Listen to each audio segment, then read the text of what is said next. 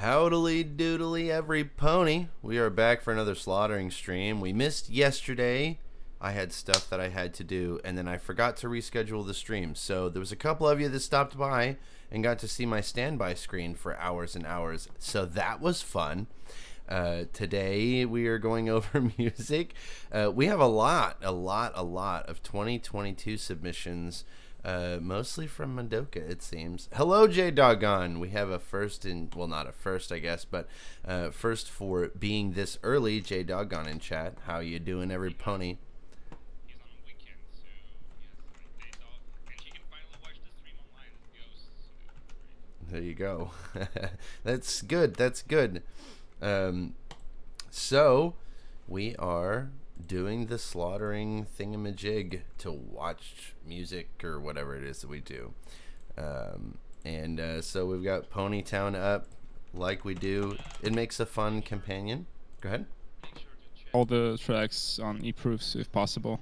Oh yeah, that's I think right. I think I'm muted also on your end. You are no longer muted, but you were. Cool. Got it. So let us check this here. E-proofs. Okay, so first and foremost, in Dying Arms, we've got a... Oh, no copyright movies. Music. So, in Dying Arms, Dark Days. That's what we're checking out first. Cool. Hopefully it'll be good. If not, J Doggone is banned. JK, LOL. Unless, no. Oh, shit. You guys missed out at Furry Weekend Atlanta. Holy crap. Fucking FWA was amazing, as they say. It was... I heard you had a blast right there, especially on TikTok. Oh, my God. Yes. There was like 7,000 people there. The 300 some odd fursuits that I filmed for my fursuit tour was not even close to half of them. Like, there was at least 1,000. I would bet about 1,000 fursuits at least. Did you meet Devin and Max at least?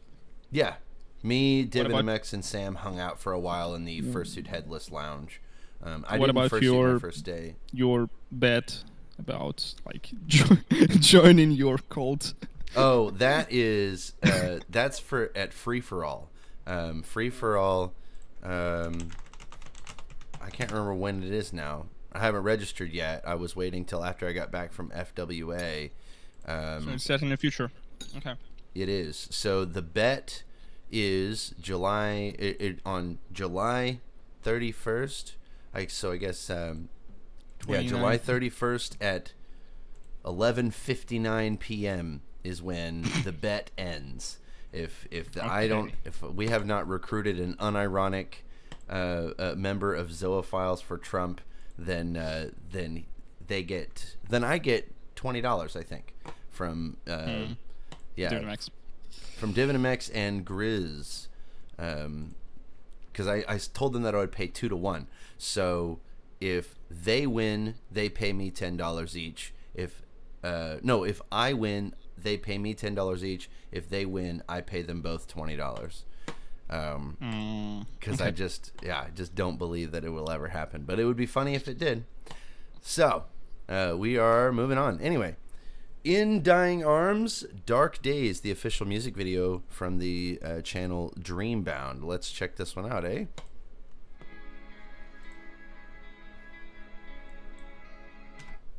I think I've got the audio running through the wrong thing. I don't know. I can hear it. There we go. We got it. Okay. Yeah, I wasn't playing on stream. I see.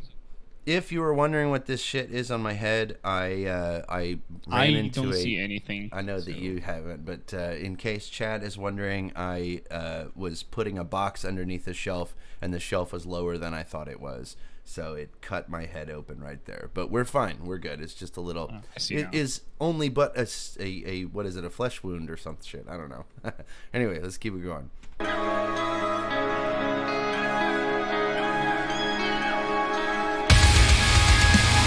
God damn, it's a little loud. I'm gonna turn it down just a I slight thought he bit. just hit him right into the face.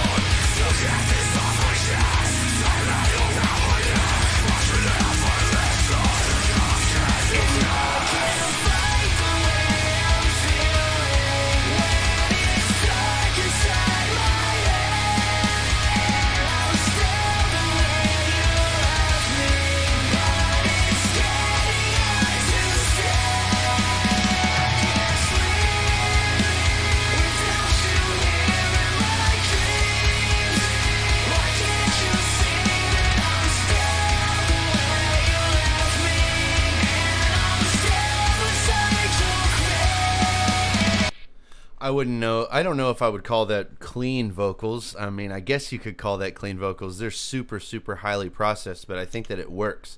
I think it sounds really good. They sound like legit clean vocals and like not extremes. No. Well, no, not extremes. It's not Sounds like pretty extreme clean to me, vocals. I It's know. like when I say highly processed, like it's super mega melodined. It's got a lot of effects going on it, and which is okay. I think it sounds really good. I think that they've done it correctly. I wouldn't care much about it. Like when someone is processing like clean vocals and high processing on clean vocals for me usually means it's distorted or turned like incredibly robotic on purpose, and like with some bit crusher or I don't know, something that makes it sound completely unclean and dirty and unnatural. When it's processed in a way that is just melodined, like with delays and reverb and stuff, this is like pretty much basic processing on any clean vocals. So I wouldn't call them like over processed or like hidden behind the layers of processing and VSTs and stuff. So No, I get what you're saying. It's yeah, I think that this amount of processing is fine. There is a lot of processes on it for sure. But it's good. I love the guitar work and everything. The drums are real punchy. And the guitars are very loud, which is the way I like it. So we have very loud guitars, real punchy drums, and kind of like a post-hardcore vibe with it. I know this is like a deathcore type of setup here, but it sounds really good. I think that the guitars have a nice, real washed out tone. Sounds good as fuck. Real, yeah, it's just good. What I like about it so far is the bottom end of the mix in general, because like it feels insanely solid. Like everything is just glued together to like the concrete type of like density, So it's like very, very dense, and yet it is very, very soft. It sounds like it's an extremely solid basis for the whole mix. Like the whole low end is incredibly solid and hard and whatever, but it feels soft, as in like it does not sound as like very harsh or something like that. It sounds soft as in it's pleasant to hear that type of tightness in the low end. I like it just works incredible in its like very warm low end with like no instruments sticking out of it. How the bass and the low frequencies on the guitars mixed with the drum kick, everything works like great in the low end area. And another thing I also like is that the vocals, like both extremes and clean singing, but mostly extremes, honestly, they are not sticking out of the mix too much, because like in that type of music they often tend to like slap the vocals on top of everything, so they would be like in the foreground, and the instrumental sounds a little bit dim behind the vocals a little bit. And here it's just, well, I wouldn't call them dim by the guitars right now, because it kind of feels a little bit odd that the vocals are not punching through as they usually do in, like, for example, Slam Worldwide uploads. In my taste, this works much better because the guitars and the guitar tone is great, and it's just the guitars are up front and the vocals are just merely just one instrument in the whole mix as a performer. So it is also incredibly balanced, and I wish we could hear more of that type of mixing in music, especially in Slam Worldwide, you know? Yeah, I kind of like it. I completely agree. I think that that's kind of what I meant by like the washed out tone on the guitar is that we have a lot of boosting going on in the upper frequencies, and because of that boosting in the upper frequencies, you tend to have more of a ducking effect with the vocals. So you can clearly hear the vocals, but they're kind of hiding behind the guitar just a little bit, which I think sounds really great. I personally mix my vocals the same way. I like them to hide ever so slightly behind the guitar where you can clearly hear them, but the guitar is definitely the main instrument. I really enjoy that too. I also really like the really loud drums. That's also this mix in general is just speaking to me. Delicious. I think it's not incredibly loud for the drums. It's just balanced.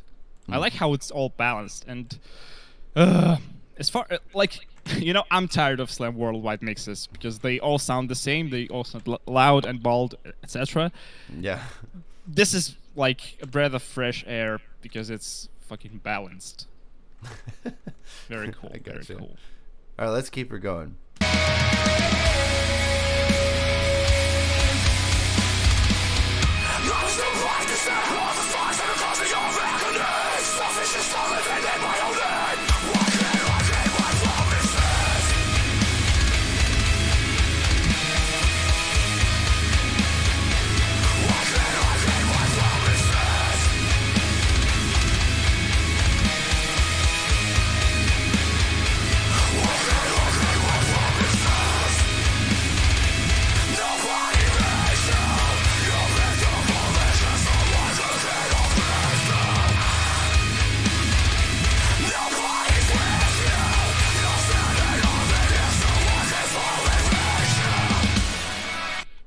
As where gent breakdowns are concerned, that is like the purest form.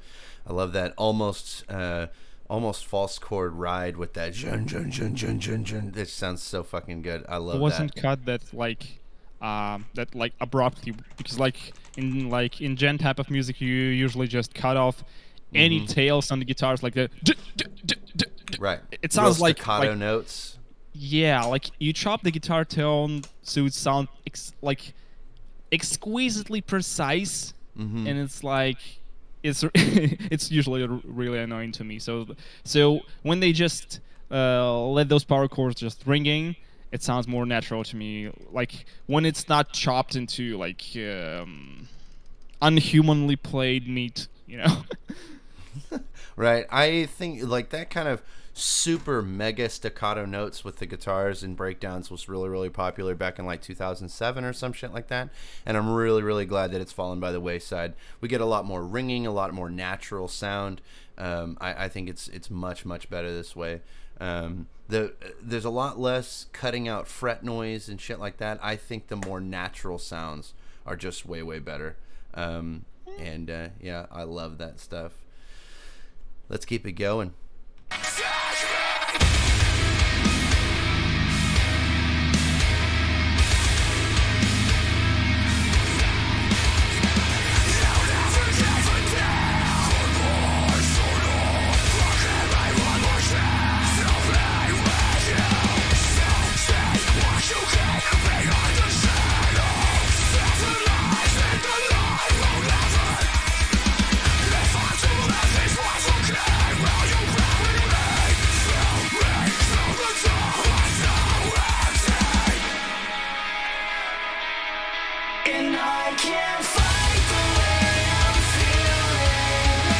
I also this like the breakdown is super long, which is kind of a deathcore thing. Deathcore often has very long breakdowns that go in the middle of the song between choruses, which is okay. I like that kind of stuff. I love how it evolves, how it gets more staccato over time. It doesn't do that robotic bullshit, but then it also has got that overarching shit going on over the top. It's just, it's super good. And then the dropout and build up back to the second chorus is really good stuff.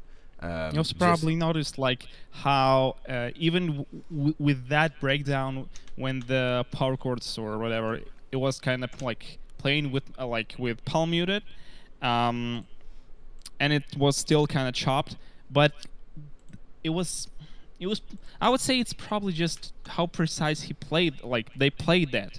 Like it was not just that the mixing engineer just decided to cut off the whole tail of the chord. It just like muted, and it sounds natural and much less robotic. So even that part sounded natural to me. Yeah. Yeah. I don't know how Excuse me. to explain that. No, I hear you. I'm understanding I'm picking up what you're putting down. Let's keep her going. And I can't fight the way I'm feeling. It's stuck inside my head. I'm still the way you left me, but it's getting hard to stay. I can't sleep without you here in my dreams. Why can't you see that I'm still the way you left me? I'm still beside your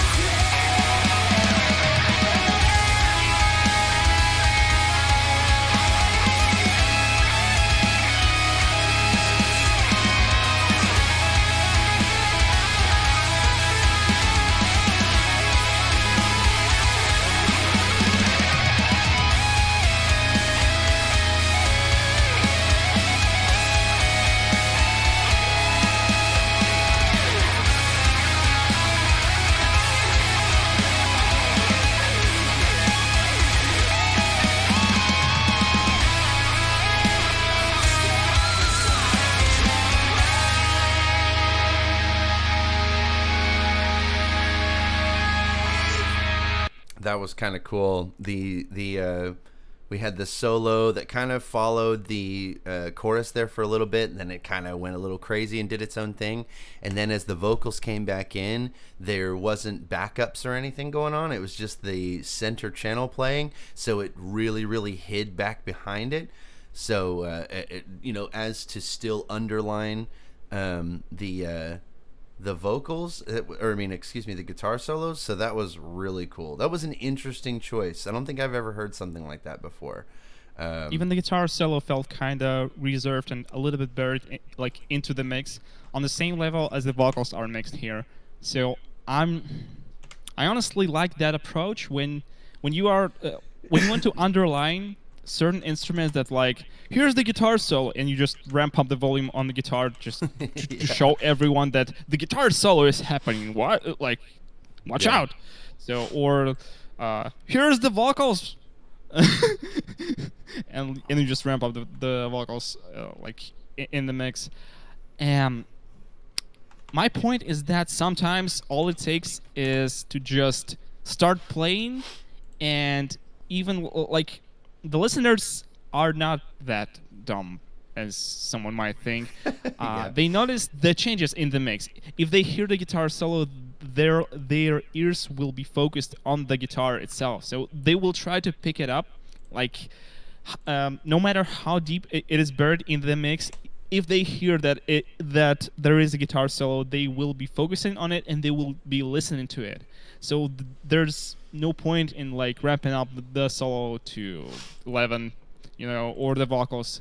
In order to make something, the focus of the mix is not a matter of the volume and the loudness. It's a matter of how it's delivered and where do you put those certain parts in the mix to make them work as a contrast to preceding parts. So like there was no guitar solo, and then there is guitar solo, but it is buried, but it is still a new part. So you are like automatically, unconsciously just focusing on listening to guitar solo, no matter how deep it is buried in the mix. So there you go. I like that particular approach because it's well, personally, it's a little bit more fresh than to just ramping up the instruments that need to be focused on. So yeah. The okay, so the interesting part about that is that if you listen to early metal from like the late 90s, early 2000s, that was one thing that they used to do all the time that really bothered me, always in metal mixes. Especially, I think the best example I can come up with is early Pantera. Dimebag Darrell was so fucking full of himself, right? Not to say that he wasn't a great guitarist, that really pioneered a lot of effects and did a whole big thing, but whenever the solo would come up, it would be so incredibly way much louder than literally everything else. If you listen to oh god, there's a song, I guess Walk Works. When you're listening to Walk, the guitar is several times louder than even the vocals. The vocals are the loudest part because it was kind of a safe radio play song. So they would have this, radio play song, and so the vocals were very, very loud. And then on top of that, when the guitar solo came in, the guitar was even louder than the vocals. Way louder. Like, listen to that song at a very low volume where all you can hear is kind of the hiss of the drums and everything, and you will hear the guitar solo still come through absolutely 100% clearly. It's really annoying. So I like what they did here. I like how it fits into the mix. I feel like the song is quite generic, but it's good. I think that might be because like the chorus effect or just the chorusing in general is quite progressive. It doesn't have a really tight hook. So it tends to be more of a journey rather than kind of an earworm. And I think that might be why it's forgettable. I thought that breakdown was really good though. That lead up to the breakdown I thought it was incredible. We got like 30 seconds or 20 seconds left, so let's finish this one out.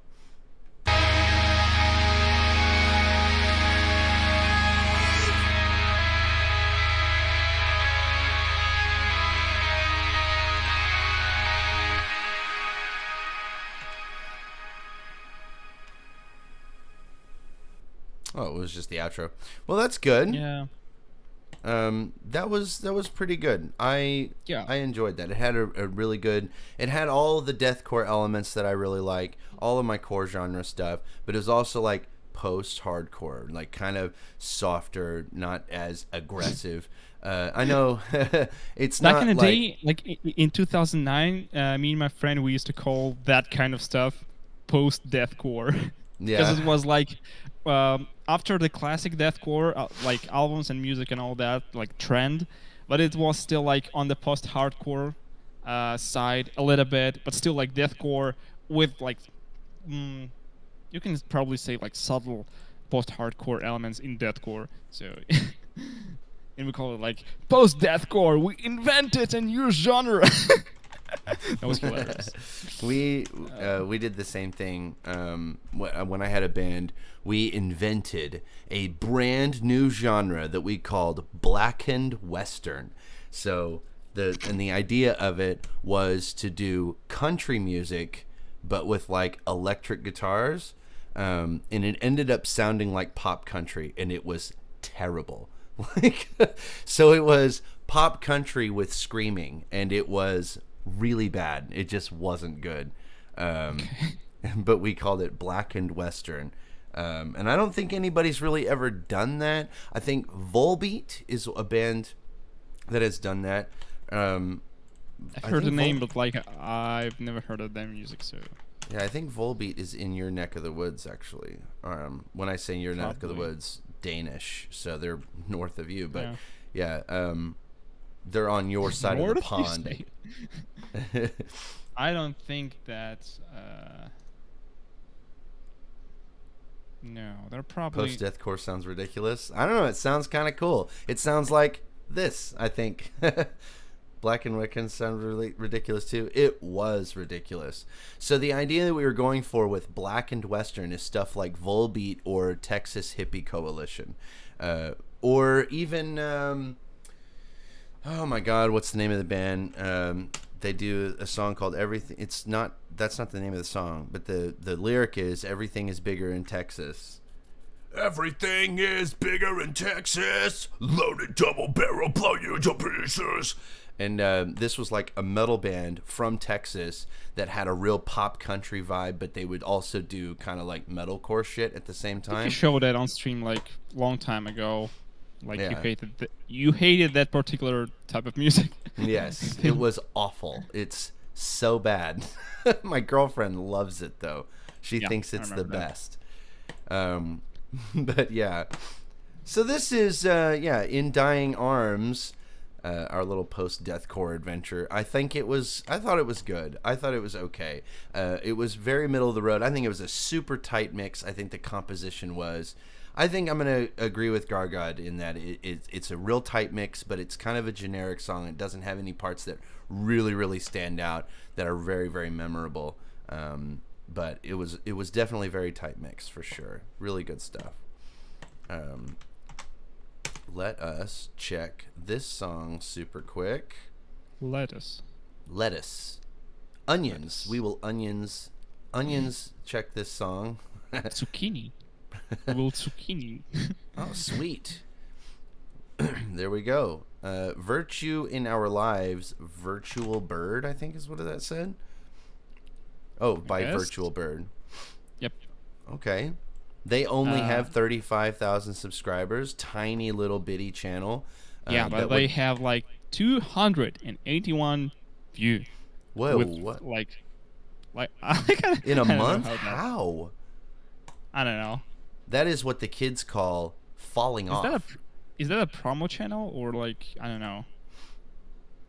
Why do they have like 35k subs and like their videos get only like barely 200 views or something like that? Yeah, Okay, that maybe a is little bit more, but still. for sure. That is that's what we in the industry call falling off. When you fall off, when you have lots and lots of subscribers, but you don't get a lot of interactions. Kind of like how my Twitter page has 1,300 followers, but I am like happy if I get 10 likes on a tweet.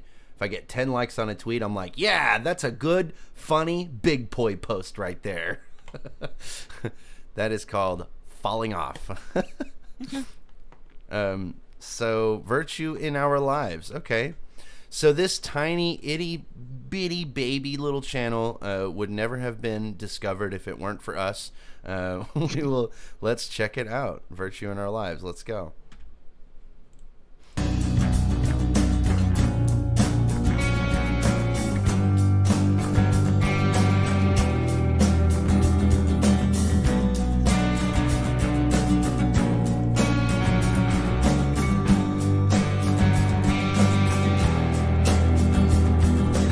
I've been swallowing my pride in an effort to survive. Begging on the street for coins and scraps to eat.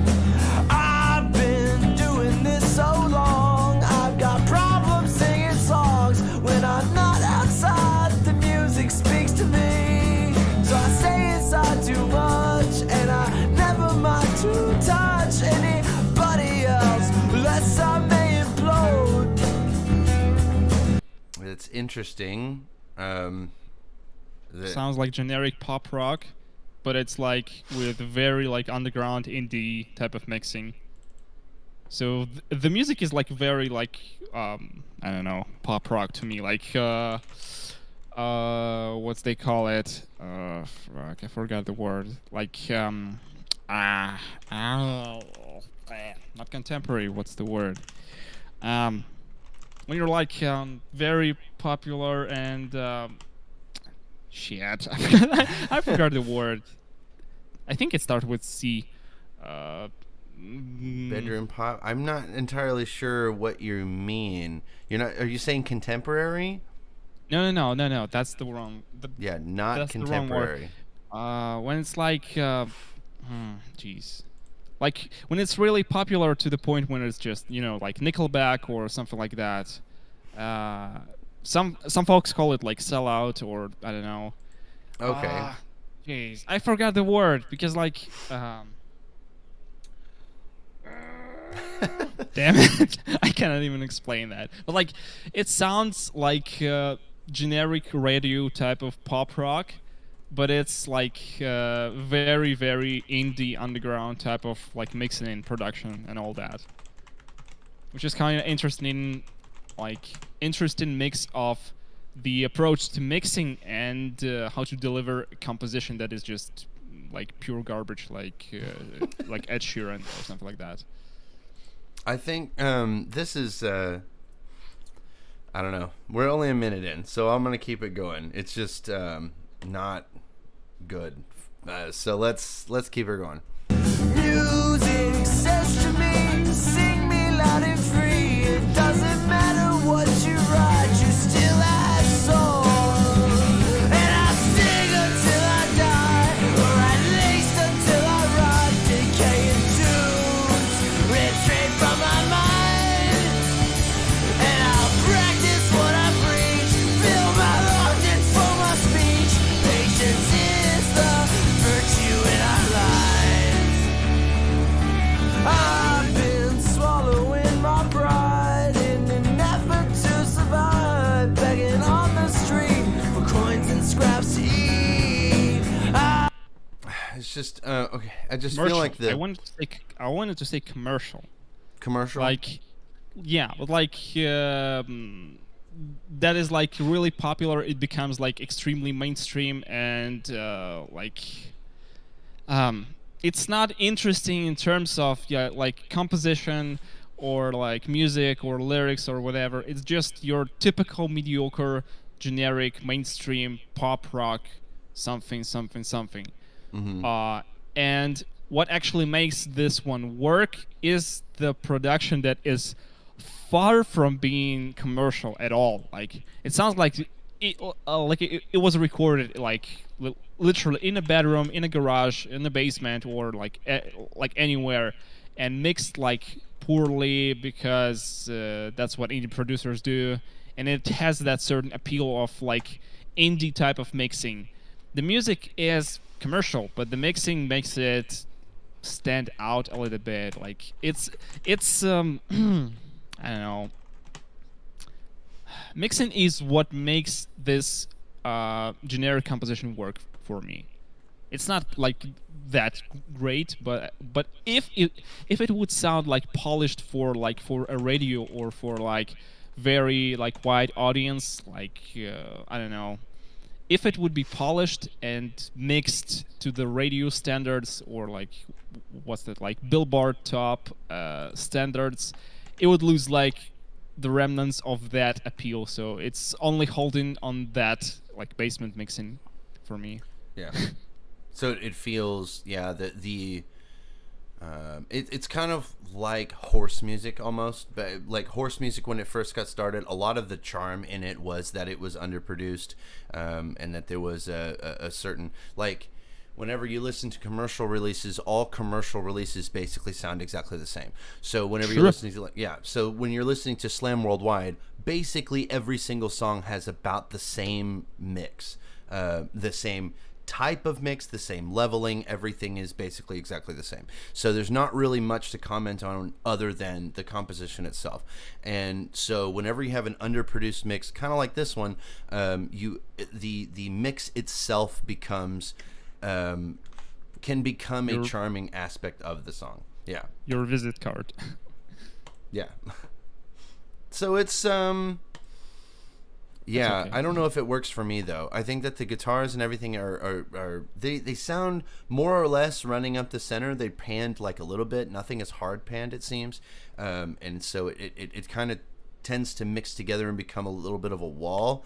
And then the vocals I feel like might be the strongest point, but everything else is kind of inaccurate. It's not as tight as I think it should be, and so it kind of comes off as a little bit. It just really takes away from that. I just don't know about that. But let's keep it going. Let's see what we got in the second half. I've been doing this so long. I've got problems singing songs when I'm not outside. The music speaks to me, so I stay inside too much, and I never mind to touch anybody else unless I may implode. And the music says to me, sing me loud and free. It doesn't matter what you write, you still have soul. And I'll sing until I die, or at least until I rot, decaying tunes ripped straight from my mind. No. Okay. I'm not, Now I'm that's not some passion into in it. music. That's Yeah. some passion, putting some passion into it. This is good. And I'll practice what I preach till my lungs and for my speech. Patience is the virtue of our lives. And I'll sing until I die, or at least until I rot, decaying tunes ripped straight from my mind. And I'll practice what I preach till my lungs and for my speech. Patience is the virtue in our lives.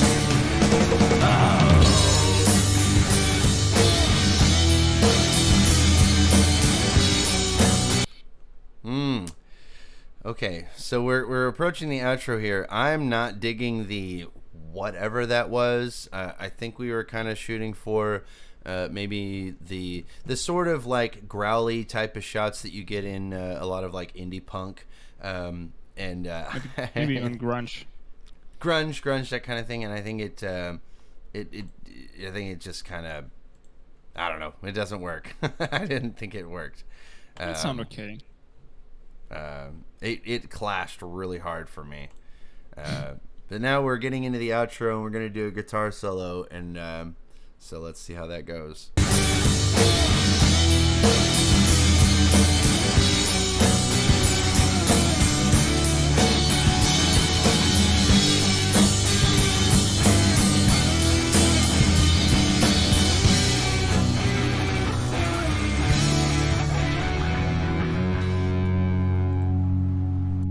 Okay.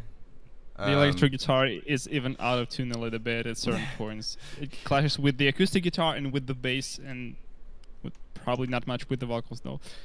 It's okay. It's okay. Like for like bedroom indie pop rock or something like that, it has a certain appeal to me because of the mixing and because of how it was created and mixed.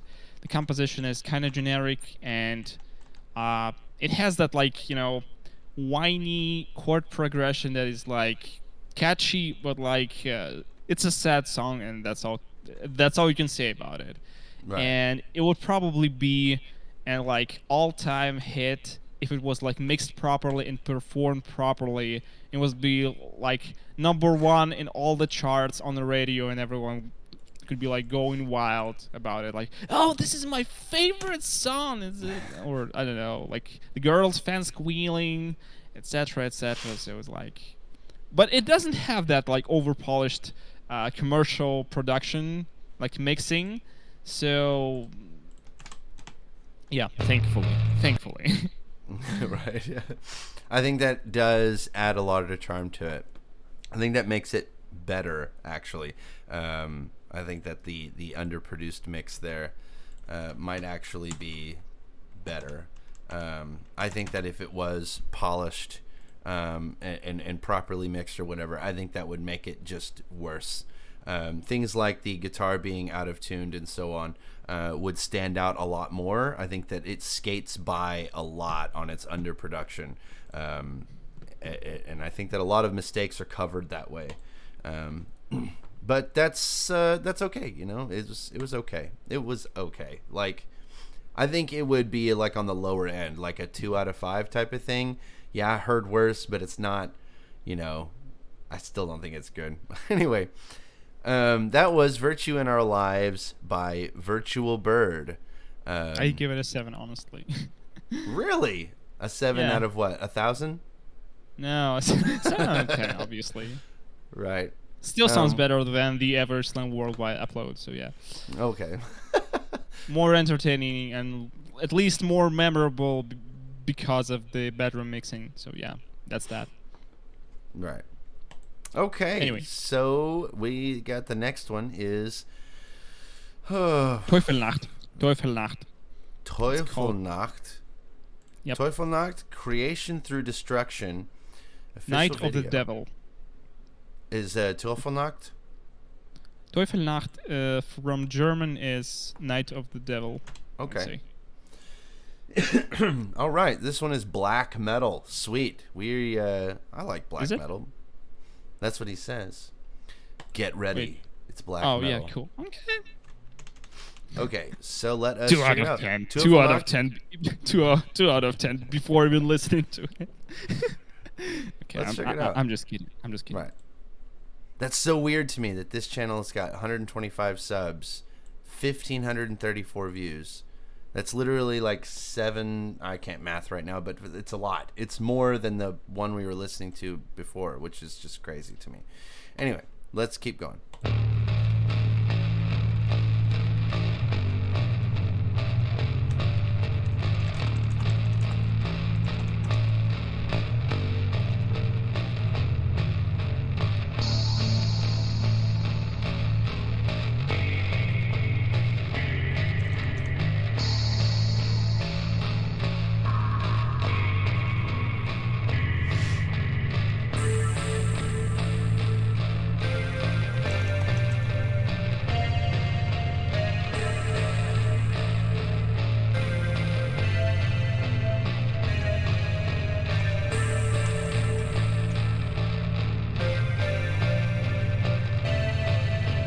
Creation through destruction!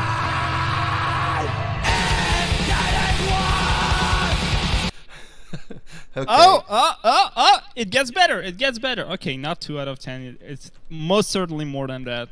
I loved the intro. It's so good.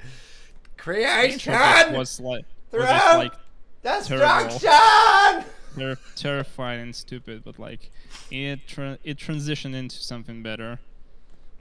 Oh shit, that's funny.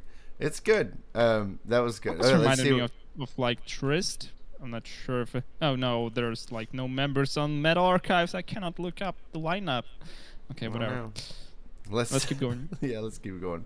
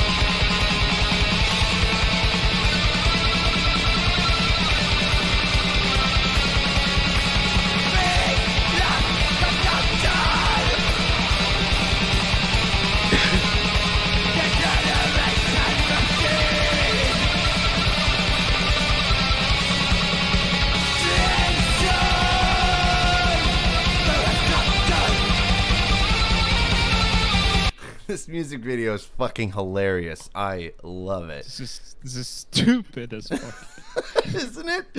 Oh, it's so It good. is. I just cannot watch it. I'm trying to focus on music without thinking about the video, but like the video just makes it worse, like 1,000 times worse for me. It's like shit, it's it's a train wreck you want to see. It's kind of like that. Yeah, it's a true black metal moment. I think it's a lot of fun. The like lack of any sort of like formal technique in the vocals, where it's just kind of yelling is really I mean, good. This is normal for black metal, like Right. completely normal. So, I don't yeah. listen to a lot of black metal, but I like that. And then I also like, the general ride on the Pussy Blast where it's shit is good. The guitars kind of having just single notes, but they're tremolo picking it out really works well. It's a lot of fun. And this music video is just so good, It's ruining it for me, honestly. It's so, oh man, it's so bad, but it's great. Like at the same time, it's great. Let's keep it going. Let's see what they got in store for us in the second half.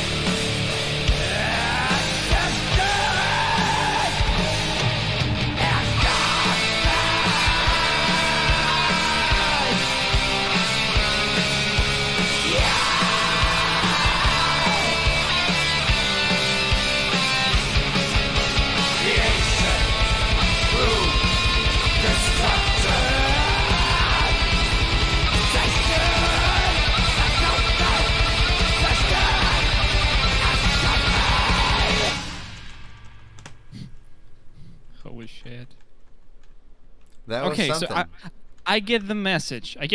Like they destroy the old black metal like Mayhem and like Burzum and all that stuff in order to create something. So like destroying to create. Zerstören zu erschaffen. Yeah, pretty much the same thing he said like in German. So like to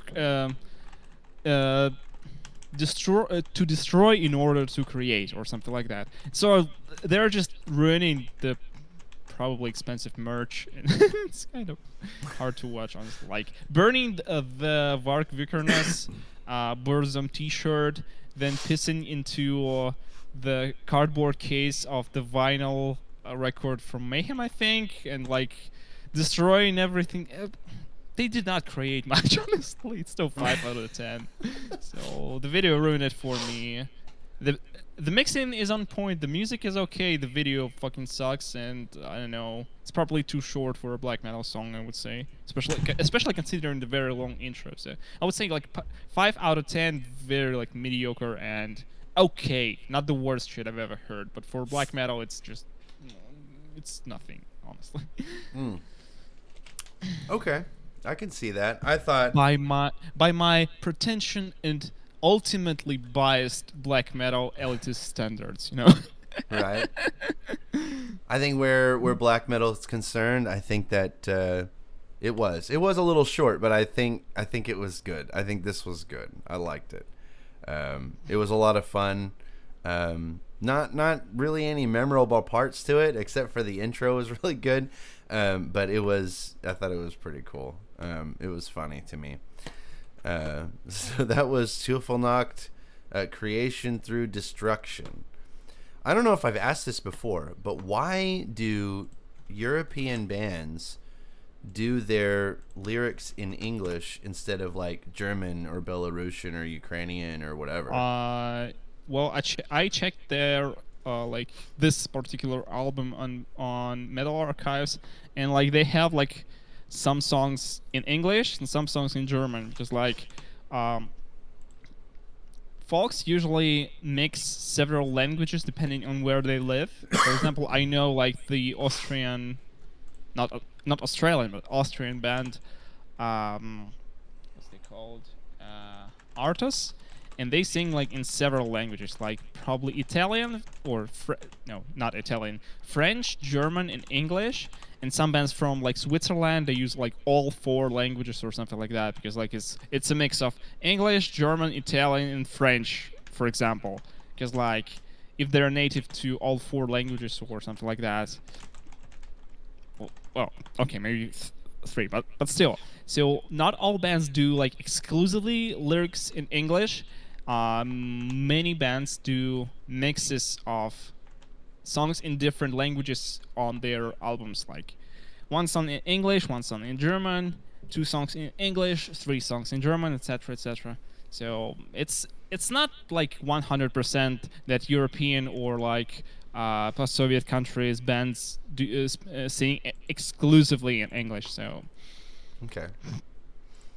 Well, yeah, alright then. yeah, and English is also like easier to write lyrics in, because like you just slap several words together, make sure they rhyme, make sure they mean at least something, make sure it's not garbage, because like writing lyrics in languages that are highly poetic and complicated grammar-wise, and like to construct a sentence, you need a lot more words and longer words with more syllables, while English can be like incredibly short with words. It like certain words can have like 1 syllable in English and, for example, 5 syllables in Russian or something like that. And to construct like 1 simple sentence in English, it will take like just a couple of words, and in Russian, for example, you will need to write the whole paragraph. Okay. It differs, like it varies from language to language, but I would say English is just very basic stuff that you can just start writing lyrics in English, because like everyone writes lyrics in English and no one gets hurt and no one's gonna bully that like you for that. If you make like any grammar mistakes or spelling mistakes or whatever, you just can practice on it and then go back to your native language with the experience you got with English. Okay. I gotcha. Yeah, when I write in Spanish, the song ends up being cringier than I would like to. It is a thing when you write lyrics in your native language, you tend to think of it as cringe because you are native to that language. You are so used to that language that anything you can hear, like if you can come up with any lyrics, they would sound like garbage to you, because you just know like every single meaning behind what you just wrote. When you're writing lyrics in your non-native language, regardless of how well you like speak English or whatever, it is still not your native language. So it has that like charm or appeal or something like that. And like even if it's just very basic like pop stuff, it would sound like amazing in your ears because it's not your native language. This is kind of like paradoxical, but still that's how brain works, I would say. I understand. Like, it's kind of like when people get, instead of getting like honor tattooed on their back, they'll get like the Japanese symbol for honor, and like, you know, and it somehow that makes it deeper or like more meaningful or some bullshit like that. I understand what you mean, because like my girlfriend's got a I think it's the Japanese or the Chinese or whatever the fuck symbol for courage or something like that on her wrist. Which is weird and dumb, I guess, because she's got lots of cool tattoos, but then she gets this one and it's like, oh, okay, dog, but it's whatever. This doesn't happen to me when I write in Portuguese, though. I'm built different. Same. When I write in Spanish, my lyrics turn out fucking awesome, right? My Spanish lyrics are the best. Es hora de metérsela en el culo. Yeah, boy. Because you're not native to Spanish. That's why like the other language sounds cool to you, regardless of what you write. Right. I'm sure, because like, yeah, I would really like to know. It would be really interesting, because like Gargod and Alsuch have listened to my EP, and both of them were like, we're just like, good. You know, like they didn't really mention the lyrics being cringy or anything like that. I think Gargod said something about, I said Vastiarmis testiculos or some shit like that, and he was like, testiculos is like really formal type of shit. It was, anyway, that was that was probably cringe, but I think it sounded, it sounded awesome to me. Anyway, let us check out this out. This is Tsunami. Finana. Finana, Ryuugu, Finana, Ryuugu, and Kira. I think that's how it's pronounced. So yeah. Tsunami. And the artist Finana, is Ryuugu? Yun Mitsui. Yun Jun Mitsui. Probably. Yun Mitsui. Okay. Yun Mitsui. Okay. Wait, I assume this is Japanese. Everybody that does VTuber crap is all like the Japanese stuff. Yun Mitsui. It's not June. Okay. Anyway, 3 minutes. Maybe it's June because I saw like Japanese transcribe as like when you say you type like literally just Y and not J. So it's probably June Mitsui. Okay. So I'm just used to J being the Y because I'm Slav, you know. Right. Same All for right. German. In Spanish it's it would be Hun. Yeah. Hun Mitsui. Anyway, let's check this song out. No.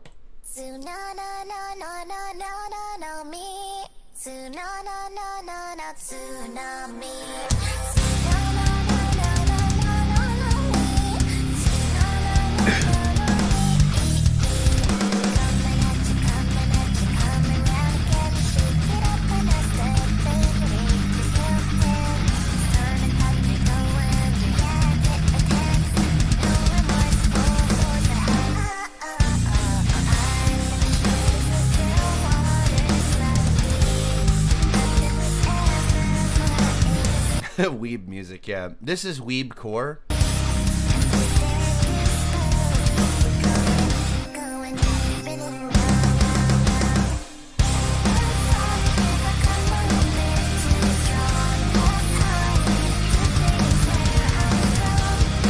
I think that when it comes to like Japanese music or like metal or whatever, it's like the vocals always just come off to me like nails on a chalkboard or like nails being driven into my fucking skull. I hate the vocals because it's always very high pitched. Bullshit. Like it's always like that, and it just, oh my god, I hate it. The only thing about the vocals I would complain about is probably the amount of de-esser not used on vocal processing. And that's pretty much it, I guess. It's like very hissy and breathy. You know, when it's high-pitched and breathy at the same time, it becomes very, very uncomfortable to listen to, you know. Oh, so it's not Vocaloid. Did they take the acapella and like made the instrumental metal? Instrumental. Okay. So if they're selling it okay. on Bandcamp, original song by this person, vocals straight ripped from the original song, so it's not. Oh, okay. So this person did a musical cover and then they ripped the vocals from the original song. Okay, I get it. Yeah. I hate the vocals, so I guess we're not judging that part. We're just judging the music, which it sounds okay. I mean, the music isn't bad.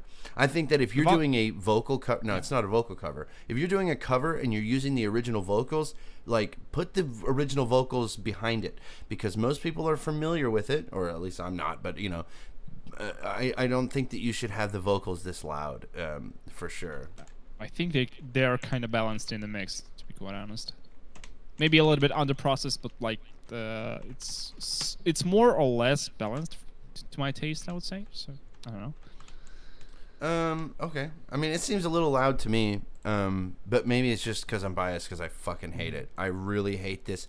Oh, I'm such a cute little kitsune. I'm a Saduka Wolfie. Or Just I hate it. I hate it so much. And Yeah, I figured. Okay, so let's keep doing the thing.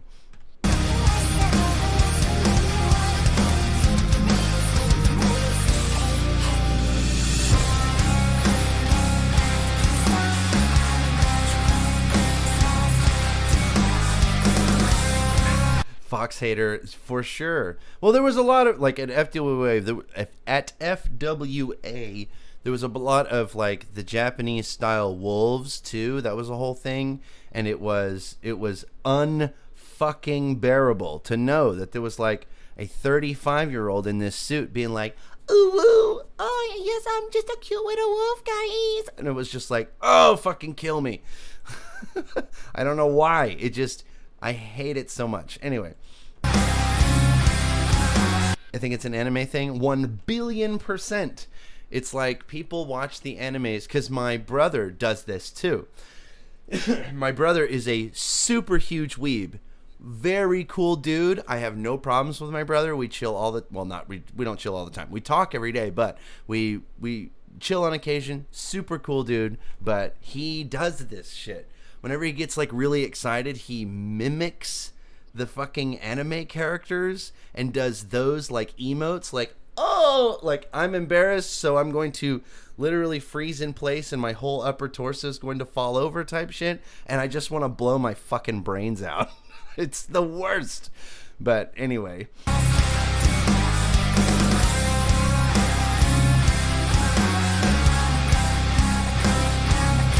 Hush, quit the chit chat. If you want some trouble, I think that you'll never have another need to get to what's it at. So forget that.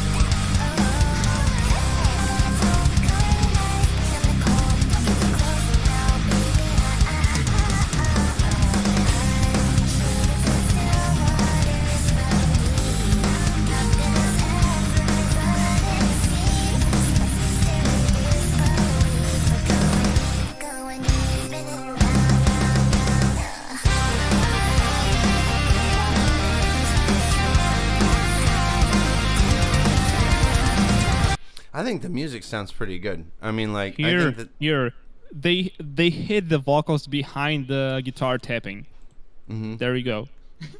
okay, cool. Well, I got what I wanted then. 10 out of 10. It's my favorite song ever now. But no, it's like, it's good. Like, I think the music is really good. I think the guitar has a good tone to it. It's nice and deep and throaty. I think the bass is pretty tight. And then the drums are like mega punchy, just the way I like them. Yeah, I think it sounds pretty good. I think that this person did a really good job on that. I like it. It's good for what it is. Yeah, I would say so. Yeah, it's good for what it is.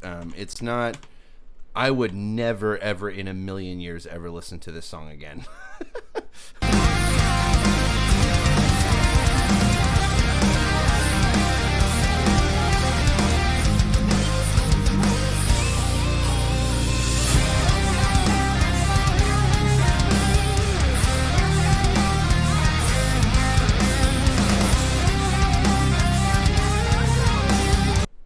So, What? the stream crashed. But according to OBS, we are reconnected, so we're good to go. Let's keep it going. No, the stream was broken. You're fine. Your phone isn't being dumb.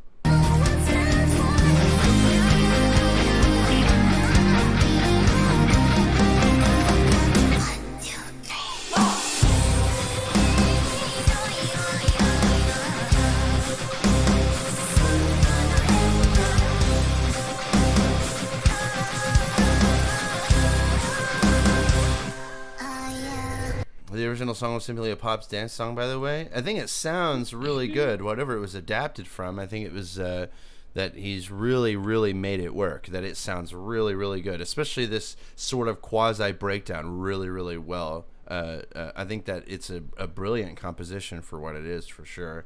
Man, if we could just get somebody to do a vocal cover that wasn't this bullshit, then it would be. I think this would be a perfect song. It's really, really good.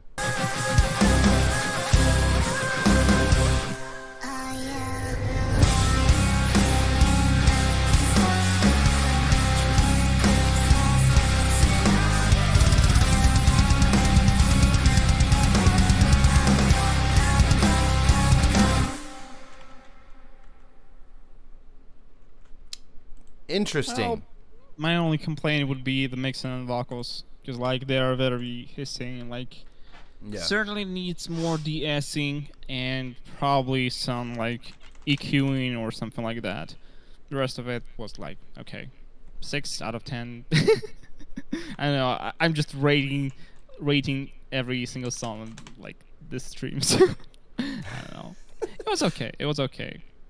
I would even though it's weeb nonsense, I think I would give it like a 7 out of 10 for sure. It sounded really good, and I think that the only thing that isn't good is my personal bias against the vocal style. I think everything else is good. It had some problems to begin with that it just really didn't jive with me, but it what's it called? It grew on me over time. Crashy tunes in the house, apparently. Gren. Anyway, so yeah, that was Tsunami. Finana Ryuugu, metal cover by Hoon Mitsui. Good stuff. Let's I will subscribe for a little while and see what happens. We'll see what we're doing next. Okay. Agosto Nero. Cactus. Wait. We gotta check it first. Let's see what's crack-a-lackin', as the kids say these days. JK, LOL. Nobody says that. Okay. There we go. We're good. Alright. Italian post-hardcore. Okay. Cactus. All right. Let's check this out. You said Italian? That's what my doctor said in the chat. Oh, Italian post-hardcore. Okay. Well, I like post-hardcore, and I like Italian food, so clearly this is going to be a good time. So let's check it out. Spaghetti metal. Or pizza. I don't know.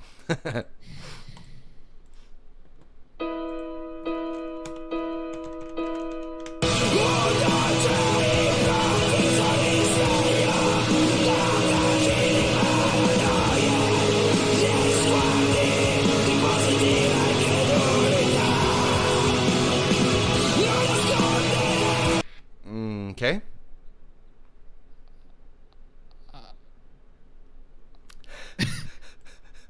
What? And you called it post-hardcore. How? I mean, how is that post-hardcore? Honestly, I understand. It might have that part of the vibe, but it does not sound as post-hard. I would probably call it screamo, honestly. From what I know about screamo in general, it's probably it's not post-hardcore. It's not punk. It's screamo. I would call it underground screamo. I don't know. Okay. Something like that. I got you. It's because it does. Everything is in mono. The video is the square instead of a rectangle, and he's touching a cactus. Emo violence? Okay. Yeah, screamo emo violence. So yeah, I would classify it as that, honestly. It's too underproduced for post-hardcore, because for a mainstream pop as hardcore goes, post-hardcore is highly polished usually, and very mainstream, commercial, whatever, etc. So screamo and emo violence is more on the underground and niche side, along with punk hardcore and other types of subgenres or something like that. So yeah, I would call it screamo. So yes, I guessed it right. Okay, cool. I'm still having a lot of questions about what the fuck is going on in the music. Why is it in mono? Why is he he touching the cactus? Doesn't he have any grass to touch? Why is he touching cactus of all things? Like, I understand that's the song title, but like, let's keep going. Okay, deep breath. Let's keep going.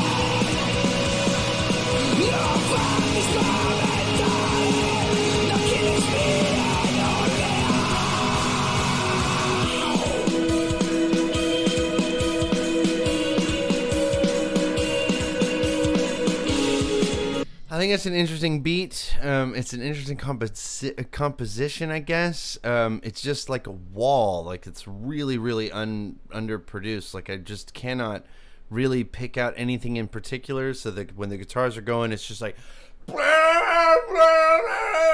shit going on. And then, but I think that the vocals are delivered pretty well, and I think that the drums are nice and punchy. It's Good. not in mono, by the way.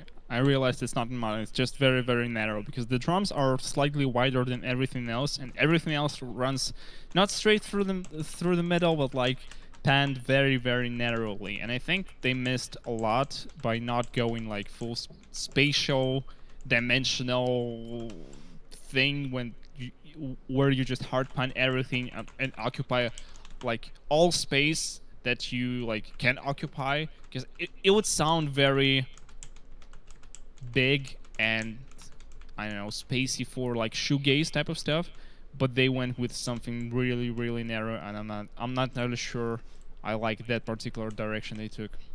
Yeah, nothing is hard panned. The drums seem to be a little bit off to the right, and then the guitars seem to be just slightly panned here and there. It's just not. Yeah, I understand what you're saying.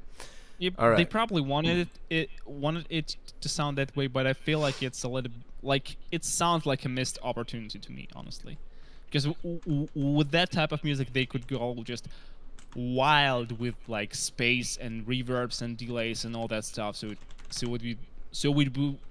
would be like very trippy and like dreamy and stuff. And instead, it's just very, very room type of narrow, and I feel like it's a missed opportunity right here. Mm-hmm. So yeah, let's see what the second half has in store for us.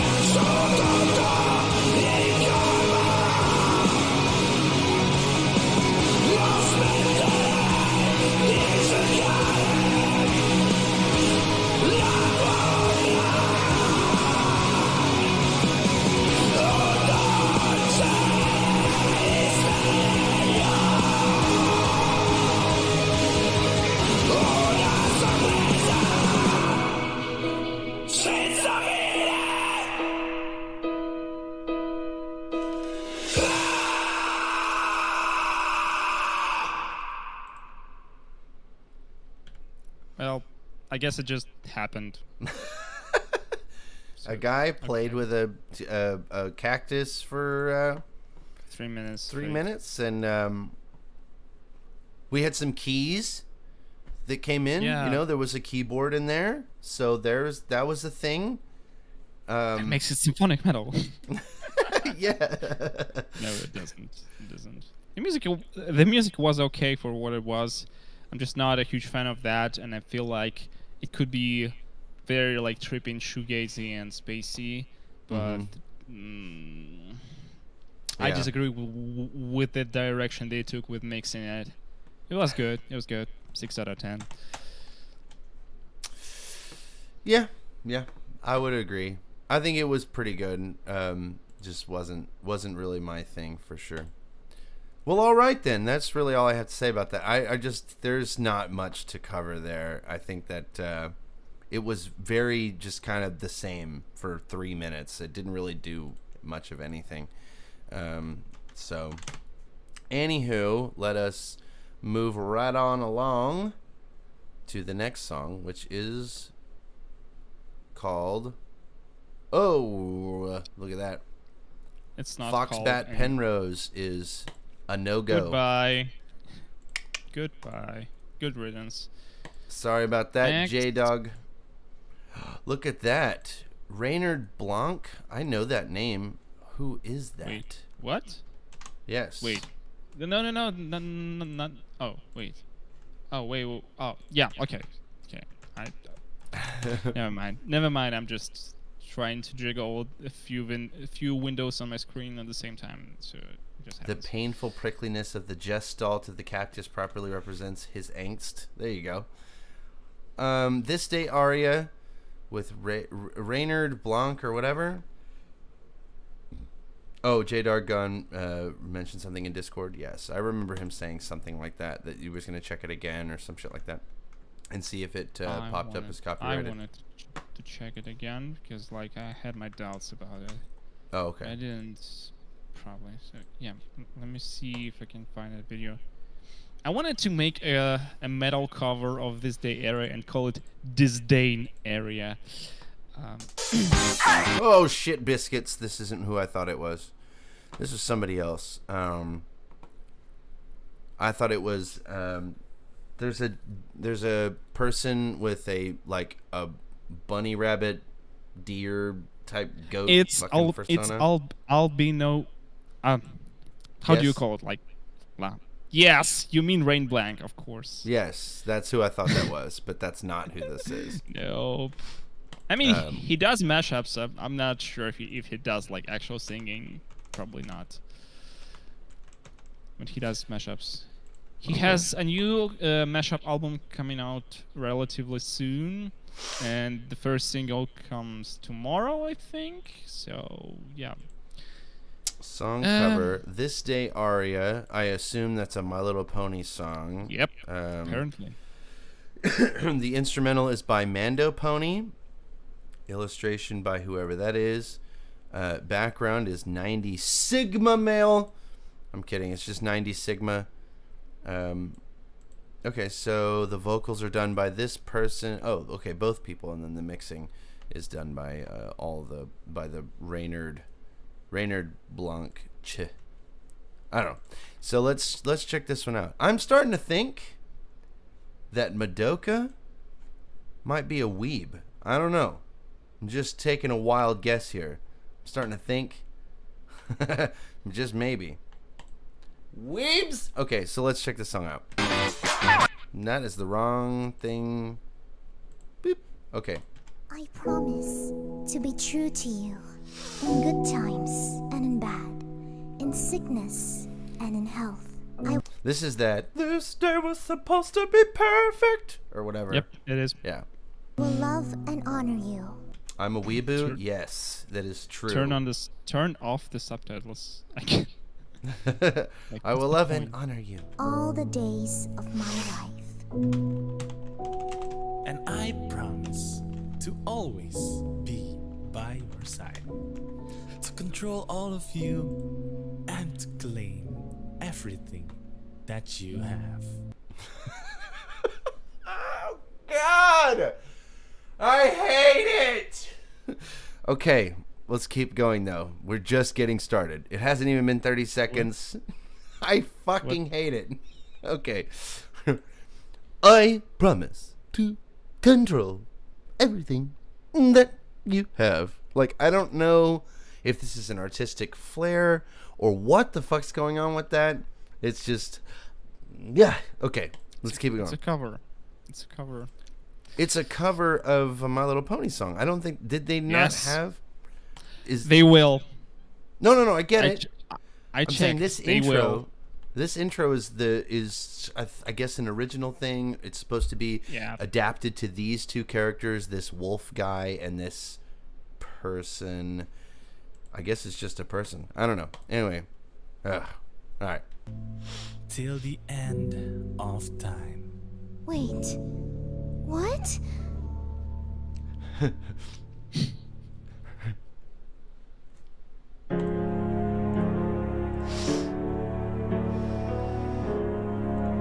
Wear metal.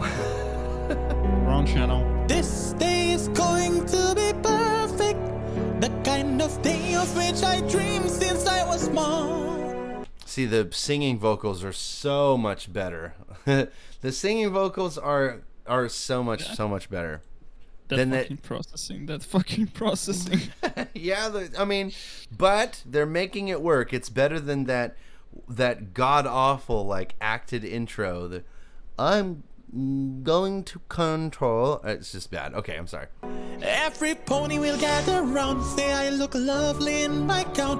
What they don't know is that I have fooled them all. This day is going to be perfect. The Was, kind of day not of is. which I dreamed She since said I was is. small. And the subtitle says was. Boo, dislike, unsubscribe, delete my comment. No, I mean, Oh like, shit. derps always happen. That's normal. It's normal. Yeah. That is I'm one of still the like- things that I wish would be incorporated into video editing software is some kind of spell check whenever you're putting the shit together. It's unreal. There's no That's spell a- check on whatever it's called. Anyways, Yeah. But instead of having cake with all my friends to celebrate my wedding bells, they made no drink for me at all. I could care less about the dress. I won't partake in any cake. Well, I'm lying when I say that through any kind of weather, I want us to be together. The truth is I don't care for him at all. Okay. I do not love the room in my heart. There is no. He's killing it. He's killing it. And oh my god. You know, like how wonderful it is to not have like people change the lyrics. I don't know if this is a triggering thing for you, but it like absolutely triggers the fuck out of me when like a guy will sing in place of a woman, so he changes the lyrics to fit like a heterosexual perfect. guy's perspective. this You know is what I mean? perfect. He's just gay for shining armor. That's fine. That's valid. That's perfect. I don't know. I know. I think it's great. I hate the ones that do. Oh, there's a great example is. I know Blank what you Space. refer to. Yeah. So there's a song called Blank Space by Taylor Swift, and there was a band that did a cover of it. I can't remember the name of the band, like Slaughter to Prevail or something like that. And they changed the lyrics to come from like a guy's perspective because it would be totally fucking gay, I guess, for him to say, I can make good guys bad for a weekend or some shit like that. He has to change it to, I can make good girls bad for a weekend because he doesn't want to have to say that about a guy or something like that. That kind of shit just pisses me off so bad. Can you imagine covering Buddy Holiday and saying, I don't know, what's that song, that Buddy Holiday song? I say I'll move the mountains and I'll move the mountains. Where it's like if he wants them, show it should be. I can't imagine being like if she wants it. So I just no. It's fucking. Ugh. I have no idea what you're talking about. The It's only a- example I can remember is that he's in love with who I am. Back in high school, I used to jerk him with my hand. All that shit, you know. Probably probably Magic Wing Horse gets it, but like whatever. Gay for I'm Sprout. still like What was the name? I still don't like the processing on the vocals. That's probably the only detail I really hate. It sounds like very amateurish and talking like singing very close to the microphone, and like with their skills, I expected them to be like more professional with recording and mix. Mostly just recording because it's mixed normally, but the way they recorded it, it's underwhelming. The performance is great, but the way they recorded it is just nope. It's my I'm just party, fine. and I'll I'm cry just- if I want to. Oh yes, Magic Pink Horse gets it for sure. Canceled. Oh my god. Okay, so the, yeah, interesting. Okay, what was the name of the horse that everybody? It was every pony is Brayburn. gay. Brayburn. Every pony's. And add blast beats. It might sound decent. I know. No blast beats. 0 out of 10.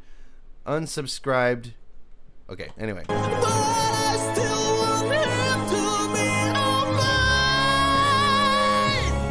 I mean, outside of like, there is a little bit of an effect there. There's might be a little bit of pitch correction. You can hear that and whatever. But I think he's killing it. Like I think he's just destroying this track. He's doing very good. I think he's doing very well. Skill wise, it's like very decent performance. It just sucks to hear that it was recorded that way and maybe a little bit underprocessed. So that's all. Right. We must escape before it's too late. Find a way to save the day. Hope I'll be lying when I say I don't fear that I may lose him to one who wants to use him. Not care for love and cherish him each day. For I also love the groom. All my thoughts he does consume. Oh, shining armor, I'll be there very soon.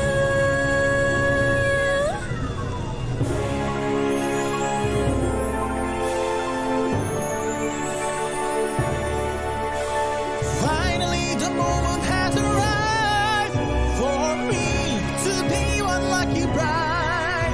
Oh, the wedding we won't make, he'll end up marrying the fake. Shining armor will be Mine, all mine. Why is he good here, but he wasn't good in the intro? That's weird. But also, Are they like voice actors and not like actual singers? I mean, like, regardless of their skills, I feel like their like main thing is either like streaming or voice acting or something like that. They have like good singing voices, but like the way they process the vocals and recorded vocals makes me think either of voice acting or streaming or something like that. Mm-hmm. Yeah, so we got to hear Lily singing. So apparently that's not a thing that they do very often. Yeah. Okay.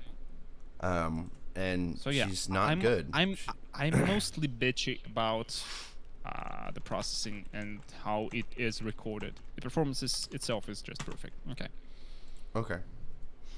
Alrighty. And then I think that there's a lot of the power in this moment won't here. make, he'll end up marrying the fake. Shining armor will be Mine. Okay, I didn't go back to it, but the now the moment has arrived or whatever, that part in the original song was such a huge crescendo. There was an enormous swell that came into that part, and it really aided down into this resolution, and I think we missed it really hardcore. There was no big giant swell. It just kind of stayed even throughout the whole thing.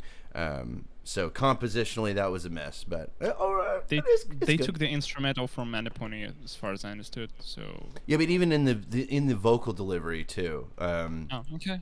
Yeah, it was not. I don't know. It was okay. I like it. We got 15 seconds left. Let's check it out. All mine. I don't know if this is the end or if they're gonna do credits.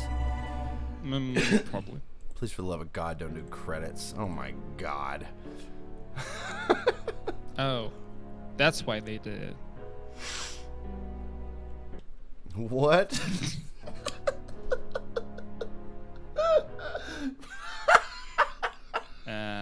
I guess shipper's gonna ship.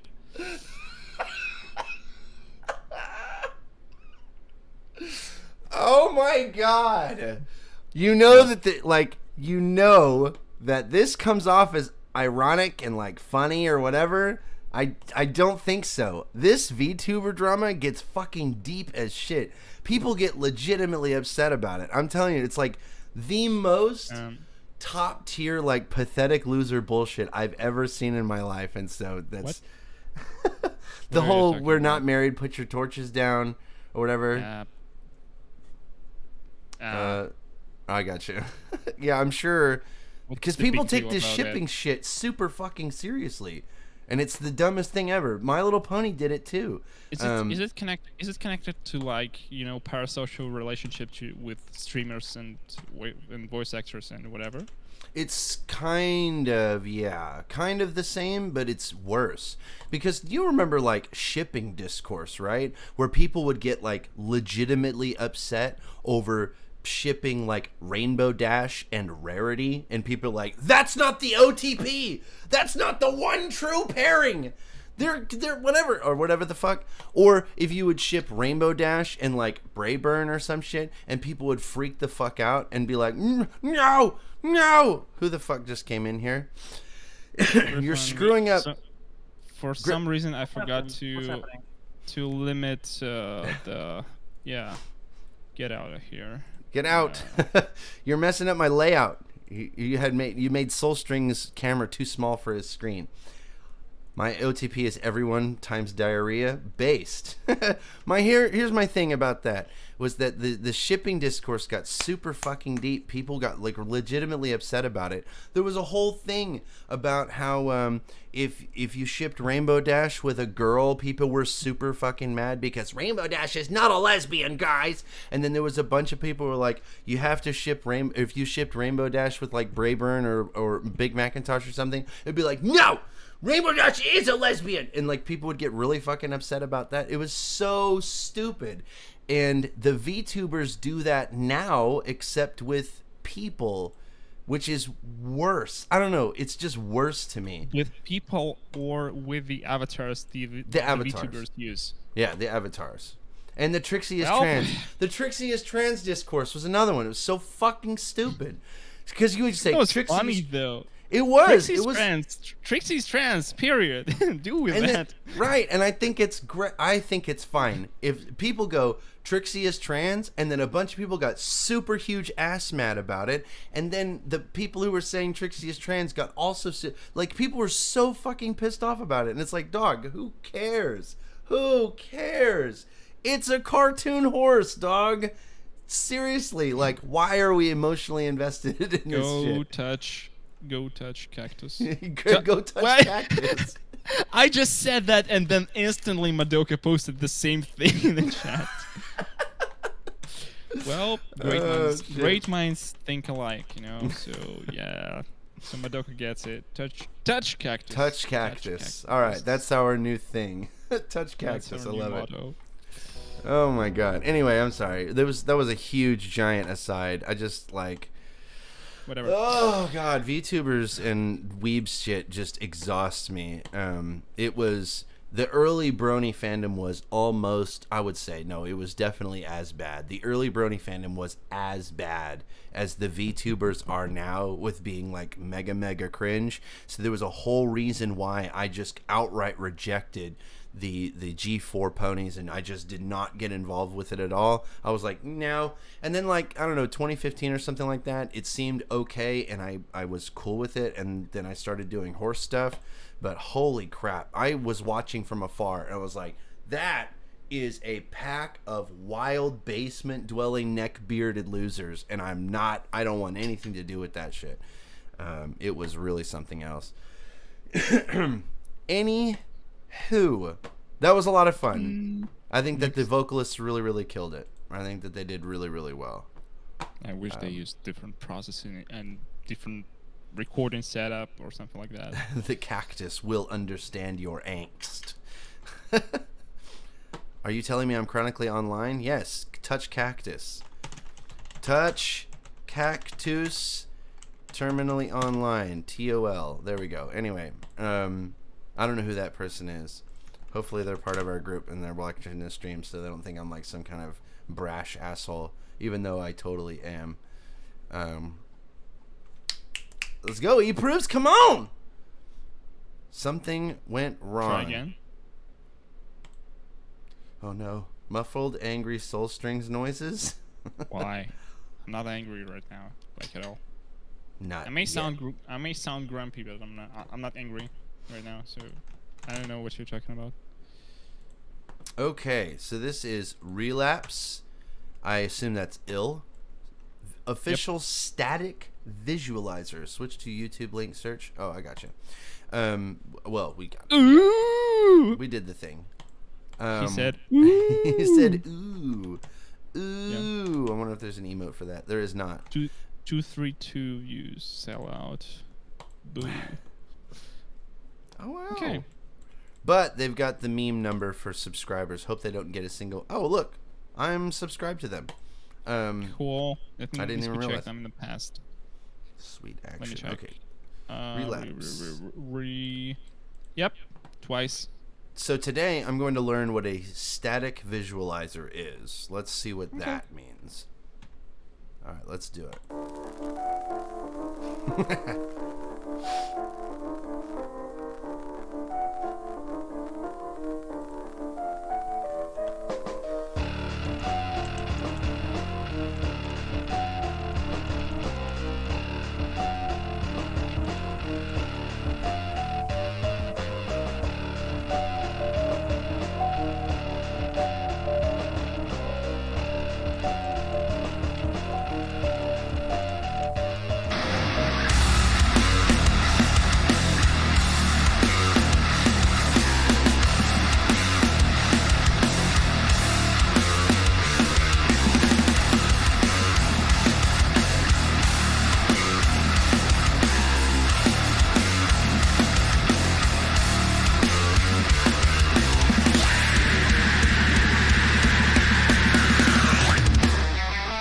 I love this fucking guitar tone. Super throaty, just like just yeah, that's a good sounding guitar. The whole composition from top to bottom on that mix sounds really fucking good, and that shriek was so good. Oh yeah, that was good. That was nice. Very nice. Very generic gent. 6 out of 10. Really? Oh well, I think the tone sounded great. I thought it was good. Yeah, I mean, it's just compositionally boring so far. The intro was okay, but the transition into something that is kind of underwhelming. The snare, that snare though, it's all about that snare because like I feel the snare is like the main character on the scene. So. Alrighty. This Yeah, thing it's just killed me. vocals absolutely insane on this one. All right, let's keep her going then.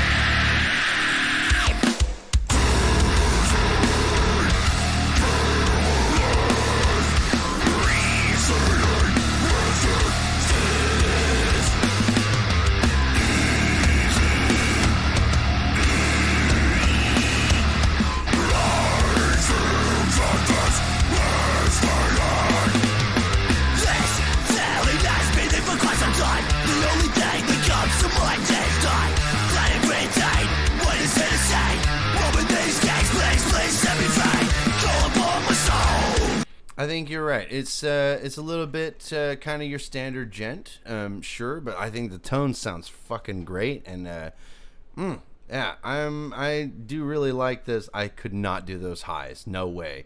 I don't think I've never really been able to pull off one of those super high shrieks like that, not without doing like kind of that E sound like pig squeal or whatever. But god damn, I think the lows are good. I like the sound of it, you know. I also don't like the fact that the vocals are just up front. The usual. We're back to the usual after Right. like perfectly balanced deathcore at the beginning of the stream. We've just got back to this, and I'm like, okay, we're back. It is. This is very super like kind of what's it called? Not good. Not good really well. Not good or American death metal like this or American deathcore. This is Makes sense. yeah. Let's keep her going.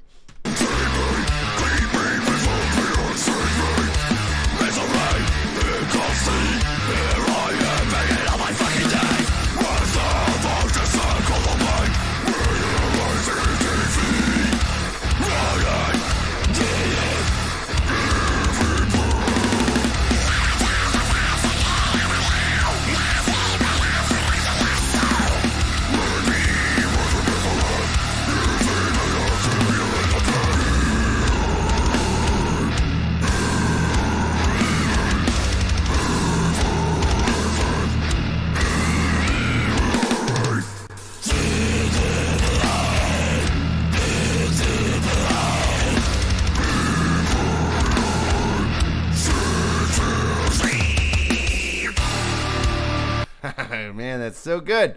That was your classic pig squeal. We just don't hear that as much anymore. It was really, really popular back like 10 years ago. Everybody was doing it all the time, especially like bands like Job for a Cowboy. But goddamn, and I think these groove. What I like about it so much is the really bottom heavy tone that is super. Well, bottom heavy, a very bottom heavy tone, very punchy, and then also the groove, right? It's a very slow paced, groovy riffs, and then the vocals are just going the fuck off. I think you're right, maybe a little bit. Like the levels could be a little bit better. I think the vocals might be able to come down a little bit, but oh man, I think it's so good. This is definitely right up my alley.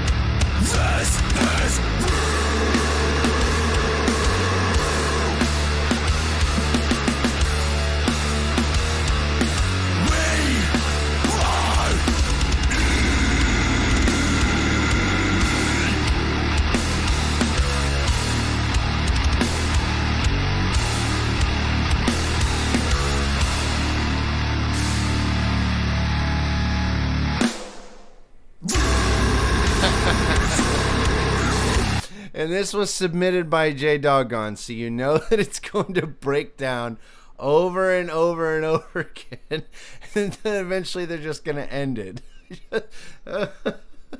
I knew this was going to happen, but I didn't want to like try to predict it and be wrong. But anyway, we got like 30 seconds left, so let's keep it going. I can just see you. I see Strings on camera, like bored out of his fucking mind, and it's just funny to me. I'm trying not to fall asleep, seriously, because I am. This is not good. This is just not good. It's the equivalent of like the biggest turn off in sex. Like it just cock blocker. I don't know. I understand. It has a funny intro that sounded intriguing and like expecting something cool, and then it just cock blocker, and you're just stuck in like eternal depression. This is fucking boring.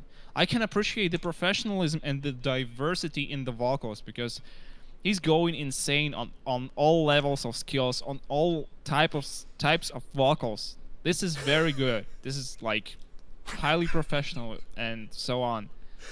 The composition was fucking bullshit.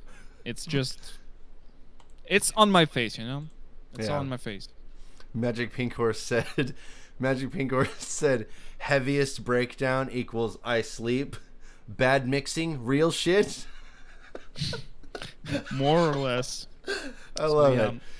I'm I'm giving it 6 out of 10 for professionalism and delivery and all that stuff. But I personally hate that type of music because it's fucking boring. I understand. Yeah, 6 out of 10. I understand. It's so good. I love it though. Okay, let's keep her going.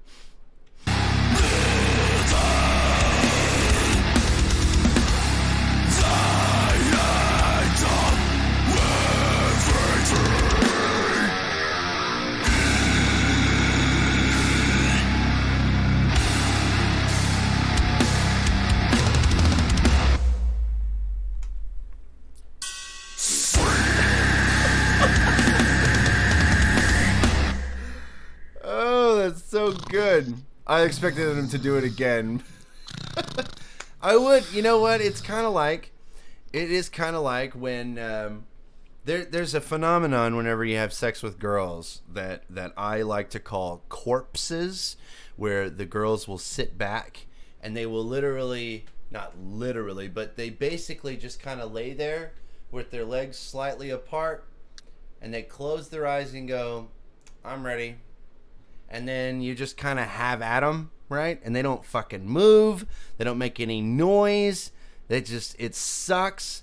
But if they're like super hot, you're like, all right, this is all right. It's not that bad. And yeah, so if I can understand if it's a boring composition, but it's got a really, really good sound and really good tone to it, that I think is what it's like. It's like having sex with a super hot corpse. Yeah, well, you know what I mean. Okay. Actually, no. I'm a virgin, I am aware, but I figure you could understand the concept. Yeah, I'm still trying to wake up from the fucking breakdown. Necrophiliac moment. My bad. Wake it me is up morally when the permissible. breakdown No. ends. Wake me up when the breakdown ends. Right?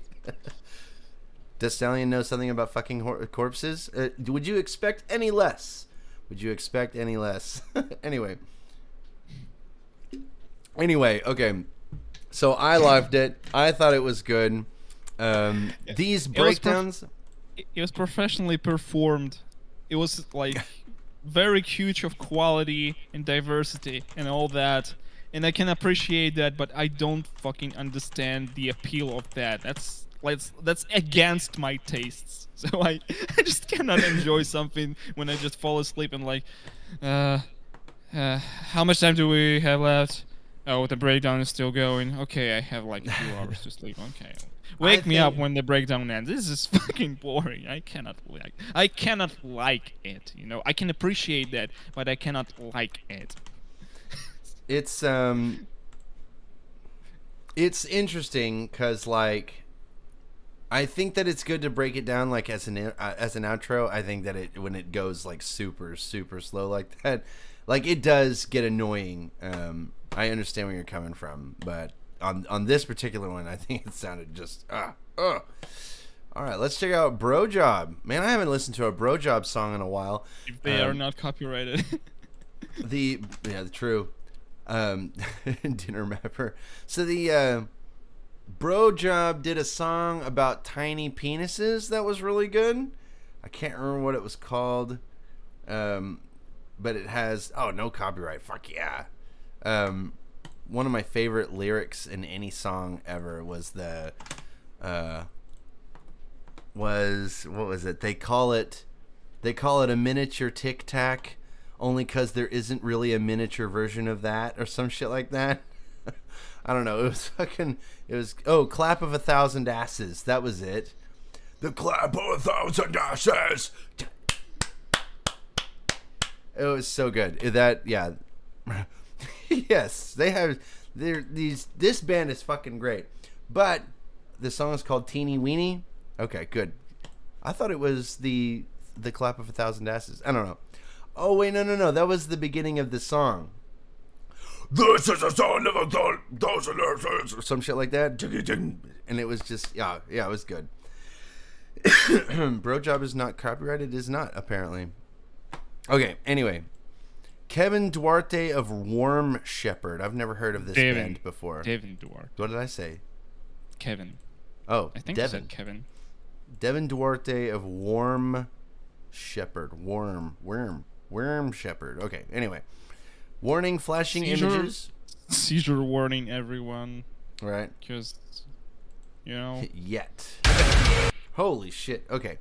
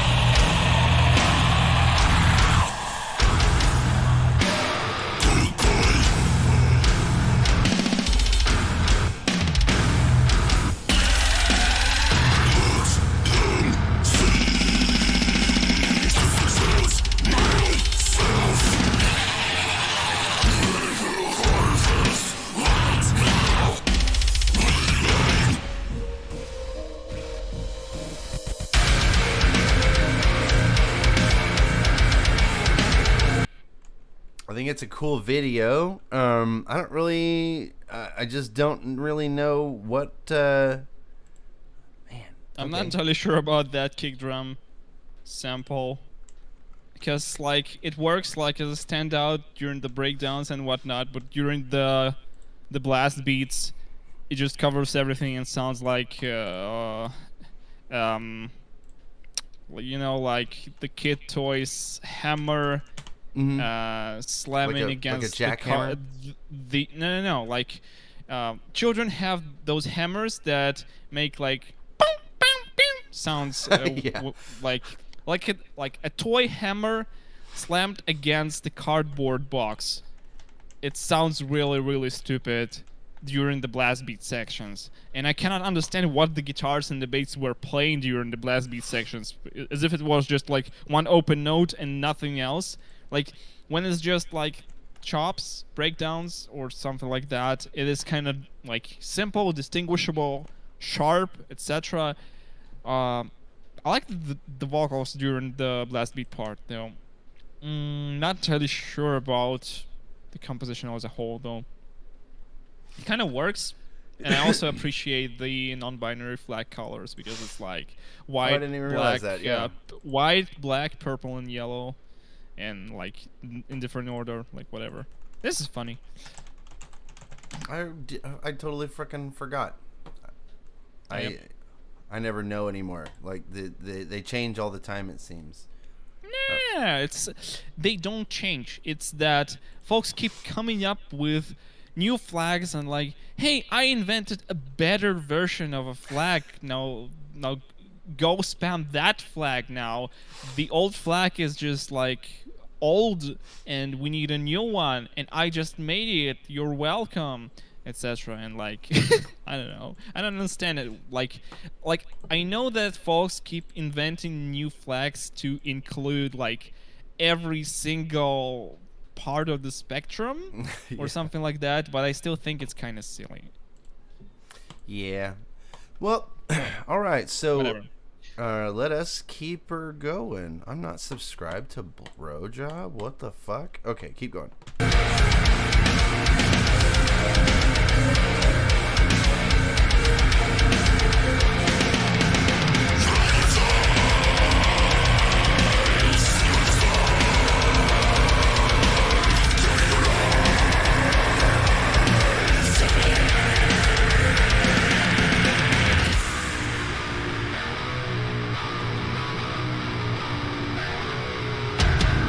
So they say,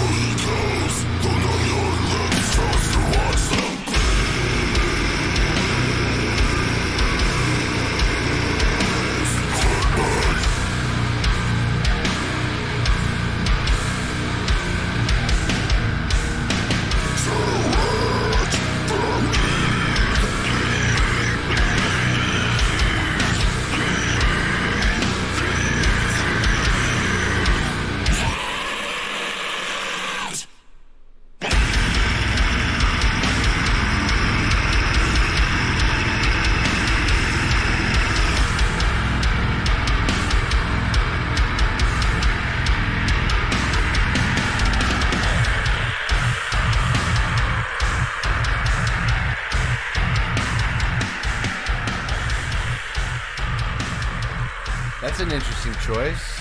No. They might come back. Do I? No.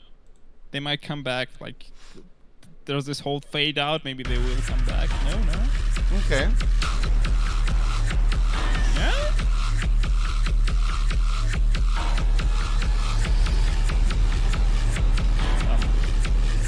Okay. Currently, there won't be a longer breakdown this time. Well, it was okay. I just do not think it was memorable enough for me. The last big part was probably the only thing I like clearly can remember and something in my brain. It seemed was to be okay. a little bit it was pretty standard. It seemed like a pretty standard Safe. yeah, a safe deathcore song. Not really anything particular stood out about it. I think that this Aside from the visuals, though. the visuals were really cool, and I think the breakdown was good. Whatever they did, I think it was well done. I just don't know if there was anything particular about it that was like really, really, really incredible. Not anything that was more incredible than like a regular Brojob song. Brings in people for a Brojob song, or at least for me it is that it's relatively, well, no, not even relatively, it's actually exceptional sounding death metal. It's got a really good mix to it. It's got really good tones, really bottom heavy, very punchy, really good sound all around, and then also very talented musicians. But like this one didn't have like a solo in it or anything like that, and it was very standard shit. But then the lyrics were just kind of normal lyrics. What brings you into a Brojob song is that they're usually very funny, and that is the main draw in. It's kind of like Psycho Stick. Psycho Stick is not a particularly good band, but their lyrics are what make them really funny, because that's what adds to them being so clever. I have a pony pride flag for pony play, but it's more a celebration. It's not like my personal mental health is invested in embodying the flag. People like to go overboard on the symbology. That's true. I think that's true. I don't know what a fucking pony play flag looks like. This? That's interesting. I didn't know there was a flag. A pony play pride. Look, this looks like a. They said that this EP was a bit more serious. Okay, I can see that, especially in this song. Okay. Look at that horse. That looks like some Ponyland shit, or whatever the fuck it was called. No, it was Horseland. It was Horseland. That was the Horseland animated series. It was a god awful fucking show about horses, but that's kind of what this looks like. I'd hit that. I would destroy that shit. Anyway, so I had it hanging on the tree at Wild Nights. I didn't see you at Wild Nights. I was there all weekend. Not all weekend, but like I was there at least once a day, doing stuff. There's a flag for everything. I'm gonna come up with something, and there's gonna be no flag for it, and then I'm gonna make one, like rape sexual or some shit like that. I don't know. Okay, cartoon horse.